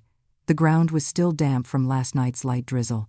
The air had that scent of new beginnings, earthy, cool, a little wild. She walked across the yard toward the flower bed. Then she saw it. A thin green shoot, no taller than a matchstick, pushing up through the soil. She knelt, heart stilled. One single sprout, delicate, barely there, but real. Her throat tightened. She didn't touch it, just watched it. A small, living thing that had heard her call. A promise rising through the silence. Later that day, Margaret decided to clean the upstairs linen closet. It was the kind of task no one asked her to do, and perhaps no one would notice, but it made her feel useful. She gathered the mismatched towels, sorted the pillowcases, and folded the sheets with practiced hands. When she reached the top shelf, she found a box tucked far in the back. It wasn't labeled. Curious, she brought it down and opened it on the bed. Inside were photograph stacks of them, some in color, some faded with time. Pictures of Hannah as a teenager, of Daniel holding a baby Noah in his arms. There were letters, birthday cards, a few drawings in crayon that read "Best Mom Ever." Margaret sat on the edge of the bed, thumbing through the pictures. Each one told a story she hadn't heard, moments she hadn't witnessed. She found a photo of Hannah, standing next to a woman with the same eyes, same careful smile, her mother.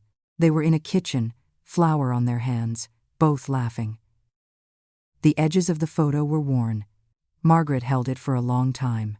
She realized then how little she really knew about Hannah's world, about the losses she carried, the expectations she wrestled with, the invisible weight of being a mother, a wife, a woman trying to balance it all without letting anything fall. She placed the items back carefully, returned the box to its place, and finished folding the linens. That evening, after dinner, Hannah lingered at the sink while Daniel took Noah upstairs for bath time.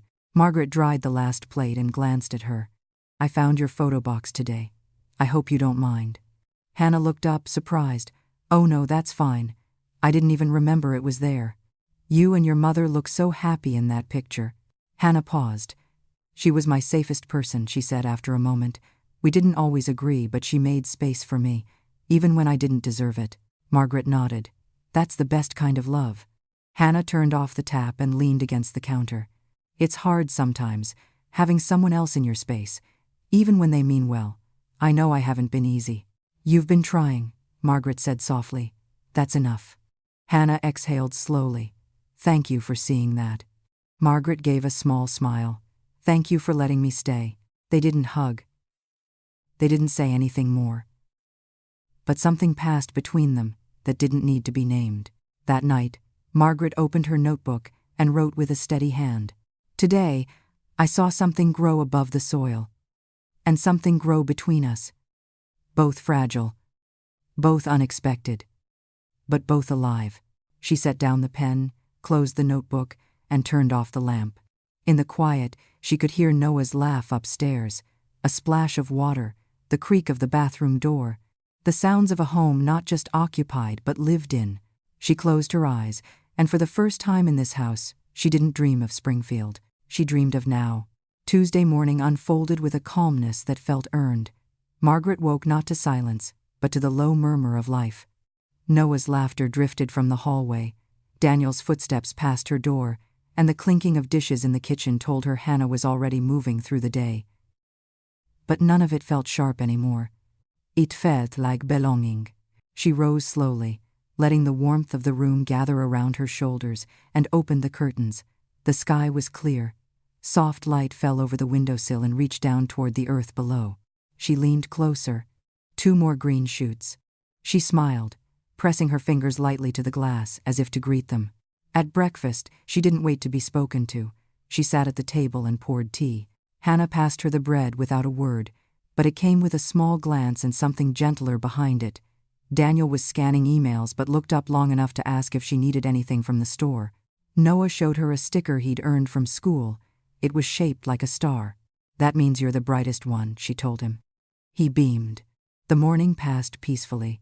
Margaret cleaned the bathroom, dusted the living room shelves, then sat in the backyard with her notebook, the daffodil patch in sight.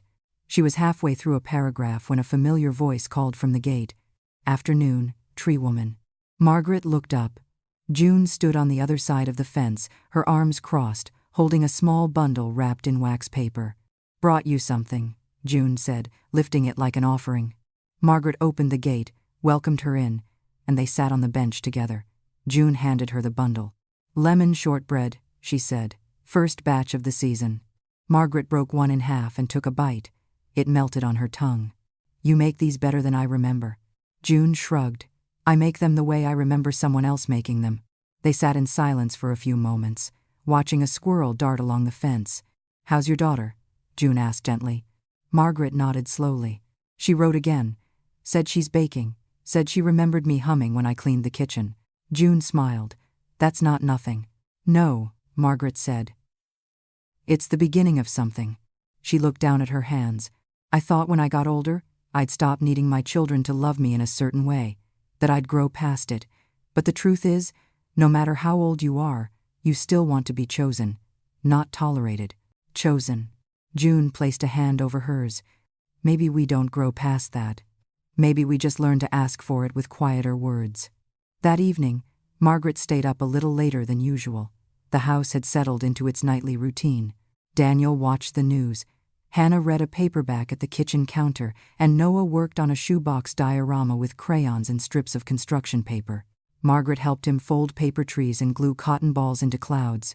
He asked her what forests smelled like. She told him about pine needles and rain.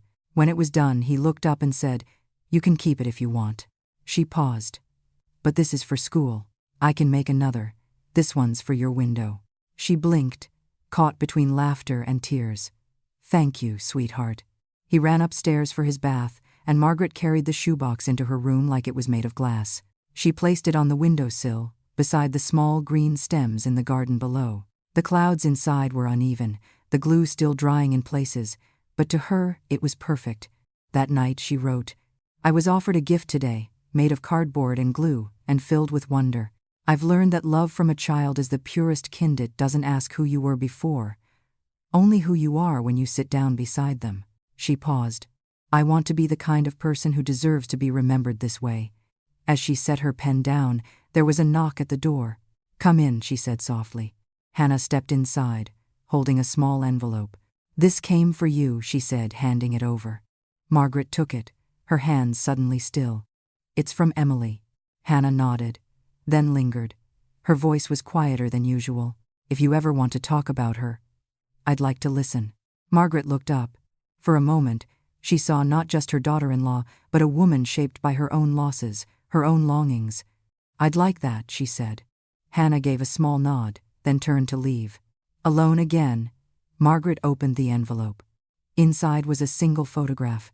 Emily in a kitchen, hands dusted with flour, smiling at the camera. A lemon bar half formed on the counter. On the back, in ink that wavered just slightly, were the words, "For when you forget what love looks like." Margaret held the picture to her chest, breathing in slowly, as if the memory could seep back into her through her skin. Then she placed the photo beside the diorama on the windowsill. A forest, a flower bed, a daughter, and somewhere beneath all of it, roots were growing. The days that followed unfolded gently, like pages turned by a breeze. Margaret moved through them with a quiet steadiness, no longer stepping around the house like a guest, but like someone who had earned her place by simply remaining. In the mornings, she would sit by the window and drink her tea, now always poured into the blue speckled mug that had been lowered to her shelf. The diorama Noah made remained on the sill, next to the photo of Emily. Together they looked like two pieces of her heart that had taken visible shape, one from the past, one from the now. One Thursday afternoon, just as she was setting down her book, Daniel came home early. His face looked drawn, his shoulders stiff. Margaret was folding laundry in the living room when he stepped inside. He didn't speak at first, just stood there, rubbing the back of his neck. "Everything all right?" she asked, setting the towels aside. He nodded, then hesitated. Work's been rough lately. We're restructuring and I'm not sure what that means for my job. Margaret listened, giving him space. I've been trying to hold everything together, he continued. Noah's got his recital next week. Hannah's schedule is all over the place, and I'm sitting in meetings pretending like I know what's next. Margaret waited before speaking. When she did, her voice was soft. You don't always have to know. You just have to stay standing. He looked at her then, like he saw something deeper in her than just age. He sat down beside the folded towels. You were always good at that, weren't you? Staying upright. Not always, she admitted. But I learned when to bend, so I wouldn't break. He smiled faintly. You're wise. I've had practice. A silence settled between them, but it wasn't uncomfortable. It was the kind that let breath move easily in and out. You were a good dad, she said after a pause. I don't think I told you that enough when you were younger. Daniel looked down at his hands, his voice quieter now. I never thought I was doing enough. None of us do, she said. But you showed up. That's more than many can say. Later that evening, while setting the table, Hannah reached for the serving spoon at the same moment Margaret did. Their hands touched, then paused. I was thinking, Hannah said, not pulling away. Maybe we could make dinner together one night. You know, something from scratch. Margaret blinked, surprised. I'd love that. Noah walked in just then, bouncing a rubber ball against the wall. Can we all bake something again this weekend? Hannah smiled. Looks like it's decided. On Saturday morning, the kitchen came to life with a kind of music it hadn't known in years. Bowls clattered, spoons stirred, laughter rose and fell. They made bread, an old Parker family recipe Margaret hadn't used in over a decade. The scent of yeast and rosemary filled the house, grounding it in something familiar and warm. Even Daniel joined in, kneading dough with sleeves rolled up and flour on his cheek. Hannah cracked jokes. Noah stood on a stool, adding herbs with great ceremony. When they placed the loaves in the oven, Margaret looked around the room and felt something she hadn't felt in a long, long time. Home. That afternoon, while the bread cooled, Margaret went out to the yard. The daffodils had grown taller, their green stems sturdy, leaves spreading wide like arms open to the sun. One had started to bloom. She crouched beside it, fingertips brushing the edge of its yellow petals. It wasn't large or perfect, but it was enough. That night, as the house settled and the light dimmed, she returned to her notebook. Today, something bloomed. Not just in the garden, but in the kitchen. In Daniel's eyes. In the laughter that came so easily from Hannah. In Noah's joy. There is no ceremony for healing, no trumpet sounds when people find their way back to each other, but if there were, it would sound like dough rising and laughter over flour-streaked counters. She closed the notebook and placed it gently on her nightstand. Just as she reached for the light, her phone buzzed softly. A message from Emily. It read, I made the lemon bars again. They turned out this time. I think you'd be proud. Margaret smiled, tears gathering in the corners of her eyes. I am, she whispered aloud. And as she turned off the lamp, the room didn't go dark. It simply softened. The following morning began the way early spring mornings often do, cool, bright, and deceptively still. Margaret woke with a kind of quiet energy humming under her skin. She couldn't explain it, but it felt like the start of something. Not dramatic or loud, but important nonetheless. Downstairs, the scent of fresh toast drifted from the kitchen.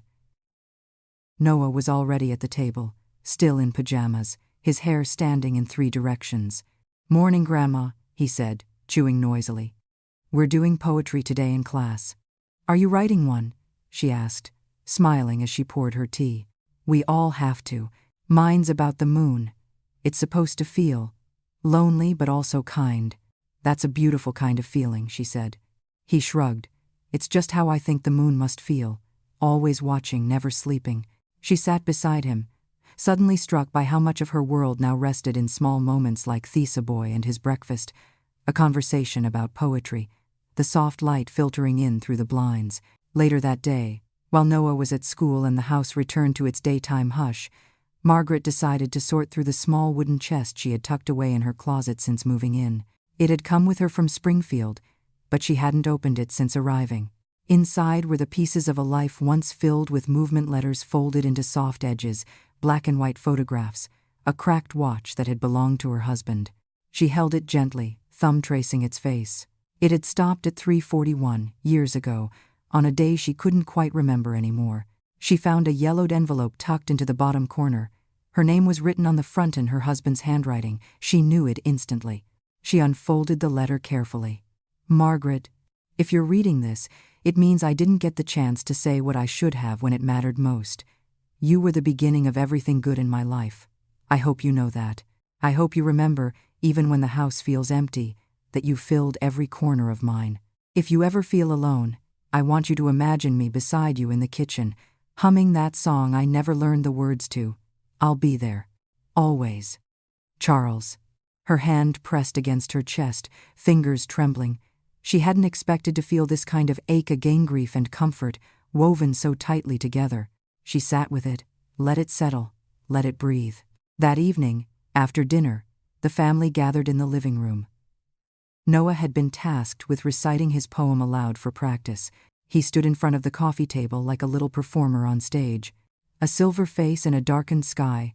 She listens but never replies. She sees the world but keeps her place. A quiet light, a watching grace. Margaret clapped softly when he finished. So did Daniel. Hannah leaned back in her chair, arms crossed, but her expression was soft. That was beautiful, Margaret said. You captured something most adults can't. Noah grinned. Grandma, will you help me write another one? Of course. Maybe about trees? I think I know something about those. That night, Margaret returned to her room, still holding the letter from Charles. She set it gently beside her notebook, then opened to a blank page and began to write. Today, I heard from two people who aren't here anymore the way they used to be, owned from long ago, the other just a breath away. Both reminded me of what it means to be seen, even in silence. She glanced at the photo of Emily and the blooming daffodils beyond the glass. Love doesn't always arrive dressed in declarations. Sometimes it comes quietly, in folded letters and unfinished songs. As she closed the book, she thought of how full the house had begun to feel, not just with noise but with presence, with weight, with roots. Outside, the wind stirred gently through the garden, brushing past the blossoms without disturbing them, and Margaret, heart steadied by old words and new voices, let herself rest in the quiet with something close to peace. The following week brought the kind of warmth that hinted at the turning of the season. Sunlight lingered longer on the walls, and the air carried the faintest scent of blooming things. Margaret found herself drawn outside more often, not just to check the garden, but to sit quietly, feeling the breeze move across her skin like a quiet reminder. You're still here. On Wednesday morning, Noah burst through the front door after school, his face flushed with excitement. Grandma, he called, his backpack thudding onto the floor. Guess what? I have a class presentation on Friday, and parents or grandparents can come watch. Margaret smiled, already folding her hands around the invitation. What's the presentation about? We're showing our poems and drawings. I want you to come. I already told Mrs. Lacey you would. He looked at her with such certainty it almost startled her. She wasn't just a backup or a placeholder. She was his first choice. I'd be honored, she said, voice gentle. Noah grinned and raced to the living room to find his notebook. Margaret stood for a moment, holding that warmth inside her. How easily a child could make space in the world for someone they loved. No hesitation, no terms. That night, while Hannah prepared a simple dinner, she glanced across the counter toward Margaret. He really wants you there Friday. I wouldn't miss it. Hannah hesitated, then added, he's proud of you. You know that? Margaret's hands paused over the silverware. He didn't. Well, he is. There was no elaboration, no soft music swelling in the background, just a moment shared between two women who had spent months learning how to stand beside one another. On Thursday, Margaret pulled a dress from the back of her closet. Simple, navy, with a collar she had always liked. She washed it by hand, hung it in the window where the breeze could do the rest. That evening, a small package arrived in the mail. The return address read, E. Parker. Inside was a scarf, pale yellow with tiny white flowers. Tucked into the folds was a note. Thought you might like something new to wear to the school event. Or just something that feels like me sitting beside you. Love, Emily. Margaret ran the fabric through her fingers. It was soft, like a whisper. She tied it loosely around her neck and looked in the mirror. For a long time she said nothing. But her reflection said enough. On Friday morning she arrived at the school early. A small auditorium had been set up with rows of folding chairs and a makeshift stage. Other parents filed in, chatting and rustling programs. She took a seat near the middle, not at the back, not on the edge, right in the heart of it. Noah's class entered in a line, each child holding their paper like a badge of honor. When Noah spotted her, he gave a small wave, his cheeks pink with pride. Mrs. Lacey welcomed the room, then began calling the students one by one. Noah was third. He walked up, cleared his throat, and looked straight at Margaret before beginning. The moon is not alone, though it looks like it is. It has the stars to talk to, and the earth that misses it. The moon sees everything, but never says a word. Sometimes the quiet ones are the ones most heard. Margaret felt something rise in her chest, tender and full. Around her, parents clapped. She clapped too, but her heart was louder than her hands. After the program, Noah ran to her. "Did you like it?" "I loved it. It was the most beautiful thing I've ever heard." He leaned in close, whispering, "I wrote it for you." She closed her eyes briefly, just to hold the moment. Later, when they returned home, Margaret slipped away to her room. She untied the scarf, folded it carefully, and placed it beside the photo of Emily and the sprouted daffodils on the windowsill. Then she opened her notebook and wrote, "Today, I sat among parents and felt no need to explain why I was there. I didn't look around to see who noticed me. I didn't fold into myself. I was simply a grandmother, watching her grandson speak light into the room. And he saw me." She paused, then continued, "There is no map for how to belong, but every time someone makes space for you at a table, on a stage, in their heart you get one step closer."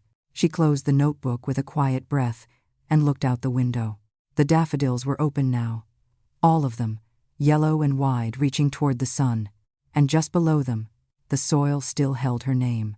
The weekend brought a quiet rhythm that didn't demand much, only that you show up for it. Margaret awoke to the soft clatter of cereal bowls and the faint hum of the dishwasher.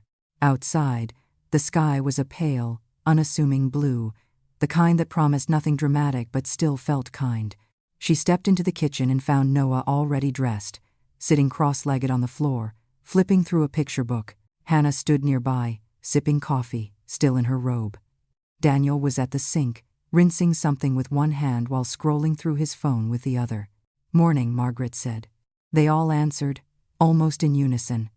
Not loud, not formal. Just familiar. After breakfast, Margaret wandered outside.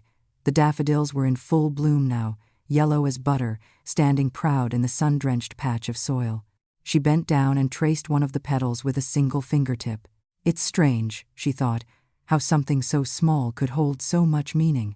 She returned inside, washed her hands, and sat at the table with her notebook. But she didn't write immediately. She just looked at the lined paper, then out the window again. After a few minutes, Noah ran in from the living room. "Can we go to the library today?" he asked, already halfway into his shoes. "I want to get a book about birds. I'm going to learn how to draw wings." Margaret chuckled. "That sounds like a noble plan. Let me get my bag." Daniel offered them the car without being asked. Hannah handed Margaret a grocery list, saying, "If you happen to stop by the market, tunely if it's not a bother." It wasn't. They drove with the windows cracked open, the wind soft and playful. Noah talked the whole way, switching from birds to clouds to whether or not the moon ever gets lonely again. At the library, Margaret watched him from across the room, pulling books from low shelves, sometimes reading a line, sometimes simply staring at the cover as if it might open by itself. He came back with 3. One about owls, one about nests, and one with nothing but feathers drawn in pencil. "I'm going to try them all," he said. "You always do," she replied. On the way home, they stopped by the market for apples, milk, and a small bag of flour.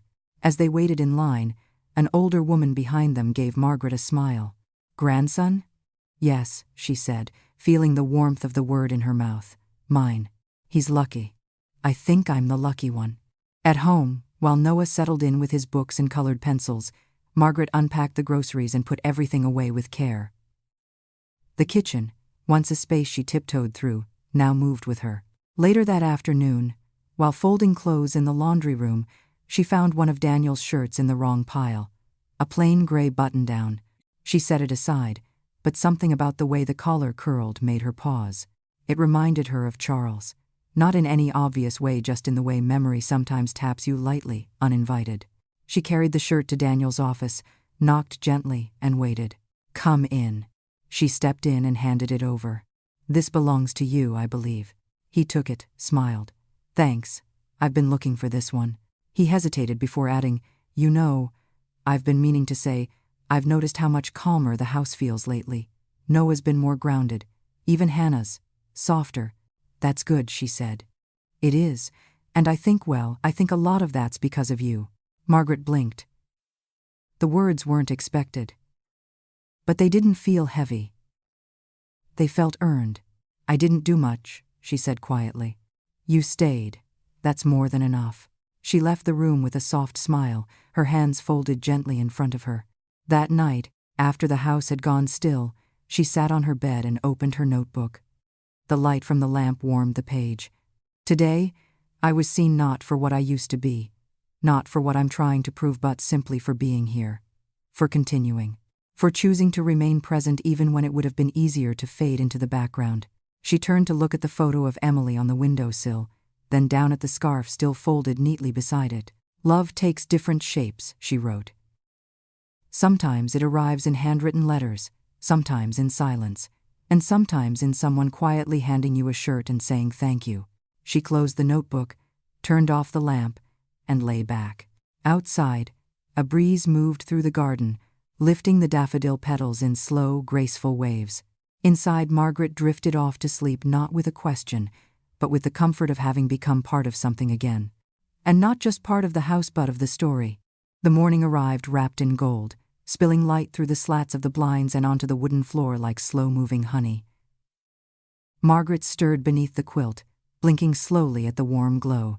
There was no urgency in the air, just that gentle invitation of a day asking nothing more than for her to show up in it. She rose, pulled on her sweater, and made her way to the kitchen where the familiar sounds of breakfast were already unfolding. The kettle hissed softly. The toaster popped. Noah's voice carried over the countertop, animated and cheerful. She stepped in to find him standing on a chair, carefully buttering toast with a concentration usually reserved for surgeons. "I'm making breakfast," he declared. "Are you now?" He nodded. "Dad's helping with eggs. Mom's reading the paper. It's like a hotel but cozier." Margaret laughed gently. "That's quite a description." Daniel turned from the stove and gave her a sheepish grin. He was still in sweatpants, hair tousled. "We figured you deserved to be taken care of for once." Margaret tilted her head. "I'm not sure I know how to accept that." "Try," Hannah said, without looking up from the newspaper. So she did.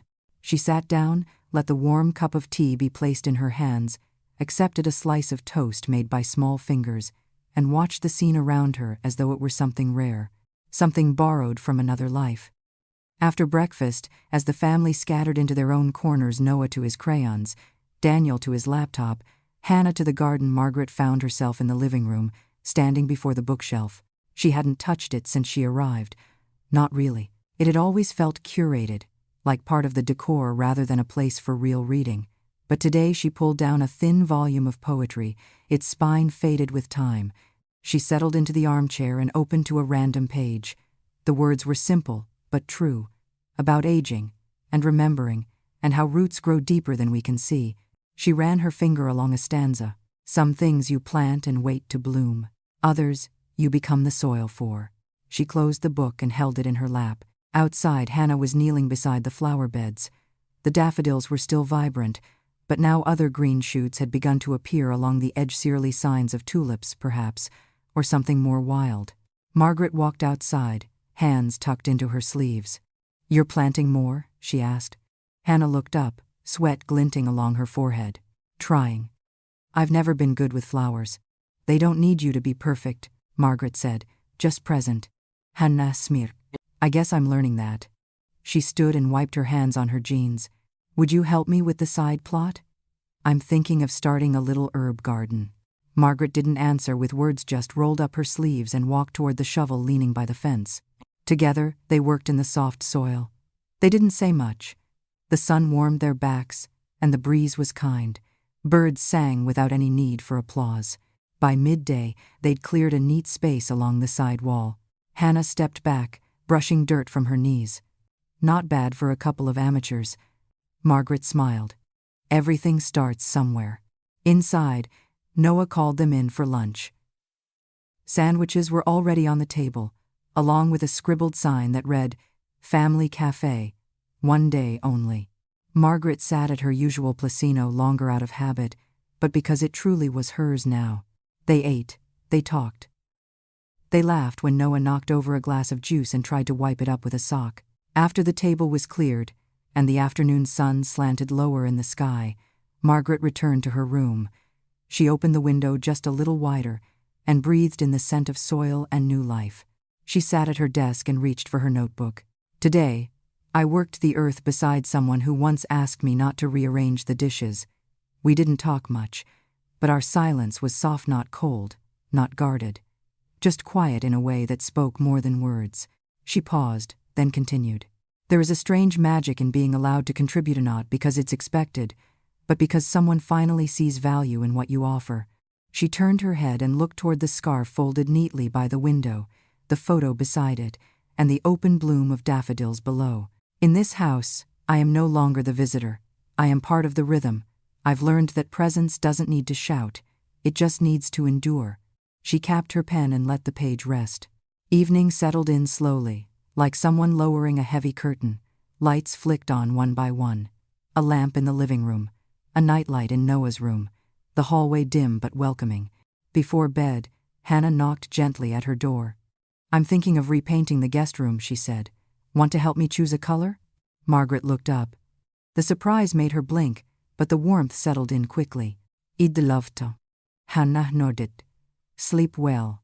You too, dear." When the door clicked shut, Margaret turned off the lamp, lay back, and let the silence wrap around her.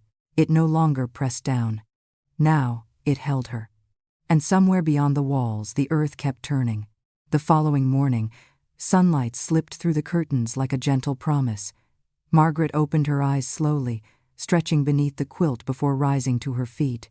The air carried the clean scent of freshly turned soil, and a soft hum seemed to move through the walls, life in motion. She dressed, brushed her hair, and tied on the pale yellow scarf Emily had sent. The fabric felt like memory and hope braided together. As she stepped into the hallway, she could already hear the soft clatter of morning Noah rustling through his backpack, Daniel murmuring something about his keys, Hannah's voice reminding everyone about dinner plans.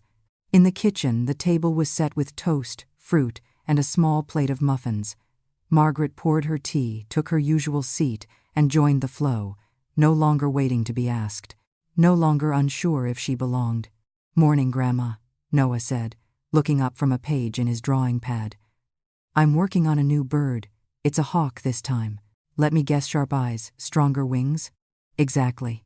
Daniel grabbed his briefcase, slung on his coat, and looked over. "Don't forget your recital next Thursday, bud. Mom and I both took the afternoon off." Noah nodded. "Grandma's coming too, right?" "Of course," she said. "I wouldn't miss it." Daniel smiled as he left. A quick nod and a quiet thanks passed between him and Margaret like a thread. Nothing flashy, but strong. After they left, Margaret walked out to the garden. She brought with her a small pair of gloves and a folded piece of paper with notes about herbs she and Hannah had discussed planting. The earth was softer than it had been weeks ago, more willing to let things take root. She crouched near the bed they'd prepared together, digging slow and careful rows. As she worked, the back door slid open, and Hannah stepped out, holding 2 small trays sown with seedlings, the other with cuttings wrapped in damp paper. "I thought we could start with thyme, basil, and maybe some lavender," Hannah said, handing her the tray. Margaret took it with a nod. "Those are lovely choices. Practical, gentle." They knelt, side by side, planting in silence. The sun warmed their shoulders, and a breeze tugged gently at their sleeves. Each scoop of dirt, each pressed root, felt like a sentence exchanged between them. A new kind of language, built on shared effort instead of explanation. When they finished, they sat back on their heels and surveyed the neat rows. "I never used to like gardening," Hannah admitted. "What changed?" "I stopped doing it to impress anyone." Margaret smiled. "That usually helps." Hannah wiped her hands on a towel and stood. I'm repainting tomorrow. Got the samples laid out in the guest room. Want to come look? I'll be there in a bit. When she returned inside, Margaret lingered at the kitchen counter, glancing at the notepad where the family kept their grocery list. Someone had written Grandma's tea in the middle of the page. Just that. No one claimed it, but someone had noticed. She stood there for a long time staring at those two simple words. Then she added lemons beneath it in her own handwriting. After lunch, while Noah napped on the couch with a book splayed across his chest, Margaret made her way to the guest room. 3 color swatches were taped to the wall: soft sage, warm cream, and a muted blue-gray. She stood in the doorway, imagining how each would feel in the afternoon light. I think the green, she said aloud. Behind her, Hannah appeared holding a mug. That's my favorite too. They stood side by side looking at the wall. Do you think you'll stay in this room? Hannah asked. Margaret turned. I hadn't thought that far ahead. Well, if you want to, it's yours. We'll move some of the furniture, make it more you. Margaret didn't answer right away. I've never had a room painted just for me, she said softly. You do now. That evening, as the sky dimmed and the last light stretched long across the yard, Margaret returned to her notebook. Her fingers moved slowly across the page, each word deliberate. Today, I helped plant something that will feed more than just our hands. I chose a color for a wall I hadn't planned to live behind. I saw my name on a list not because I asked for it, but because someone thought of me without being told to. She paused, then wrote, Belonging isn't one grand moment. It's 100 quiet ones stacked carefully, until you realize you've stopped asking if it's okay to be seen. She closed the notebook and placed it gently beside the scarf and photograph. Outside the window, the garden held its shape in the dark, its edges softened by evening, but no less alive. And in the stillness of her room, Margaret let herself smile, not because everything was certain, but because she was no longer afraid of what might come next. The scent of fresh paint lingered in the air the next morning, a soft, earthy blend of sage and something clean. Margaret stood in the doorway of what was once the guest room and was now becoming hers, sunlight hitting the walls just enough to bring out the warmth in the green. The furniture had been rearranged, just as Hannah had promised. The bed now faced the window. A small armchair had been placed near the corner, next to a lamp with a linen shade. On the dresser, someone had placed a single daffodil in a narrow glass jar. She didn't ask who. It was enough that it was there. She stepped into the room slowly, almost reverently. Her hand brushed across the quilted blanket now folded at the end of the bed. A fresh one, a deeper shade of blue, stitched with tiny vines. Subtle, thoughtful. A drawer had been left open. Inside was space. Empty, yes, but not hollow. It was waiting. And for the first time since she'd arrived, Margaret didn't feel like she was borrowing time. She spent the morning carefully moving her things into the room. Not all at once, just a little at a time. Her notebook, her shawl, the photo of Emily and the scarf she'd sent, a worn paperback of poems. One by one, she placed them where they felt most at home. Noah knocked, just as she was hanging a wind chime near the window. Can I come in? Of course, sweetheart. He stepped in and looked around, wide-eyed. It looks different in here. It does. It feels like you now. She smiled. I think that's the idea. He pulled something from behind his back, a folded sheet of paper, thick with tape and color. It's a room-warming present, he said, handing it over. She unfolded it carefully. A drawing of the garden, full of birds and flowers and a big tree that looked suspiciously like it had a face. In the middle, a figure sat on a bench, smiling. She had glasses and a scarf. That's you, Noah said, watching everything grow. It's beautiful, she whispered. After he left, Margaret taped it beside the mirror. It didn't match anything, and it made the room feel complete. That afternoon, Hannah poked her head in. You settling in? Margaret turned from the window. I am. It's more than I expected. Hannah walked in slowly, her arms crossed, not defensive, just thoughtful. I think I underestimated how much space you needed, not just physically, but to feel like part of this. It takes time, Margaret said gently. I didn't grow up with the kind of closeness you and Emily had. It's hard for me to share my rhythm, but you've been patient, and I see the way Noah lights up around you. That matters more than I knew it would. Margaret looked at her, eyes soft. Thank you for saying that. They stood in a pause that didn't need filling. Before she turned to leave, Hannah added, "I picked out that quilt. Thought it looked like something you'd choose. You chose right." That evening, the family sat down for dinner as usual, but the conversation had a looseness to it, a comfort that no longer felt rehearsed. Daniel talked about an upcoming project. Hannah asked Margaret about herbs. Noah recited half of a poem he'd made up about ants with umbrellas. After the table was cleared and dishes were tucked into the washer, Margaret returned to her new room. She slipped off her shoes and sat in the armchair by the window. The wind chime swayed gently in the breeze. Outside, dusk painted the garden in soft blue and gray. She opened her notebook and let the pen meet the page. Today I was given a room. But more than that, I was given a name inside this home, no longer just grandma or mom, but a person with presence. With a corner of the house that breathes in my rhythm. She paused, then continued. I once thought that to belong meant to be invited. Now I know it also means claiming your place, slowly, gently, until the walls remember your footsteps. She rested the pen and leaned back, watching as the last light disappeared beyond the trees.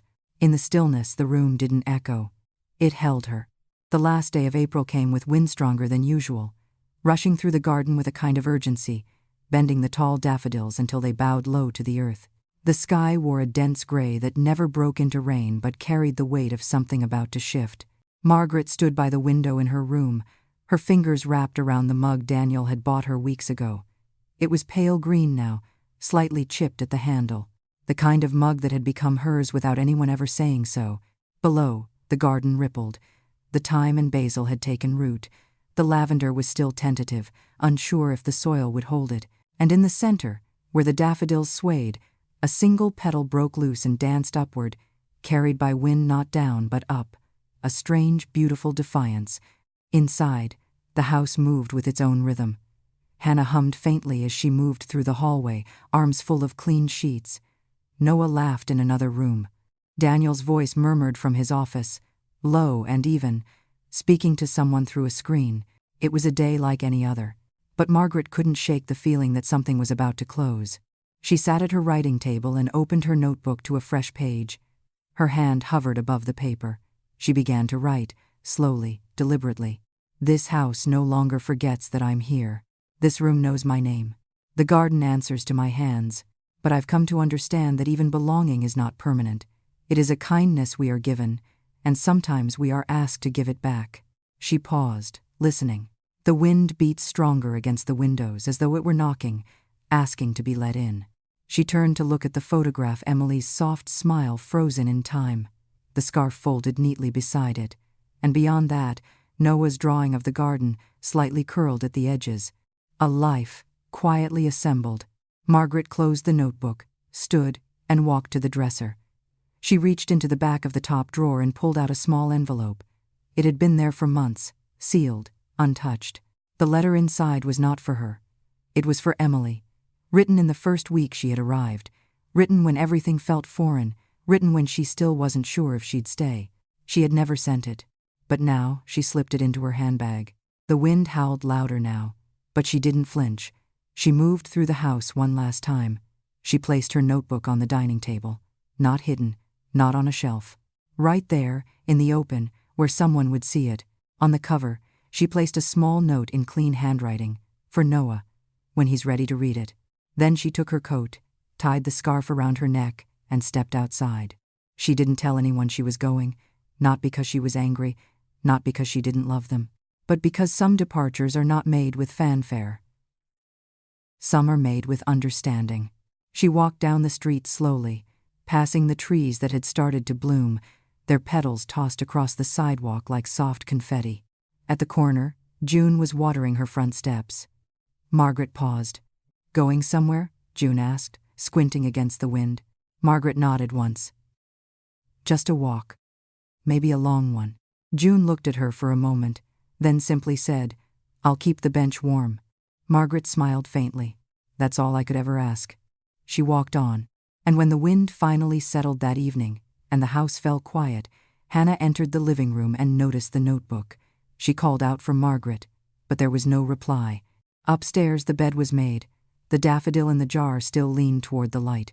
In the notebook, the last page was blank, and it would remain that way. Not as an absence, but as an invitation. To wonder, to remember, to ask what it means to leave gently, and what it costs to stay.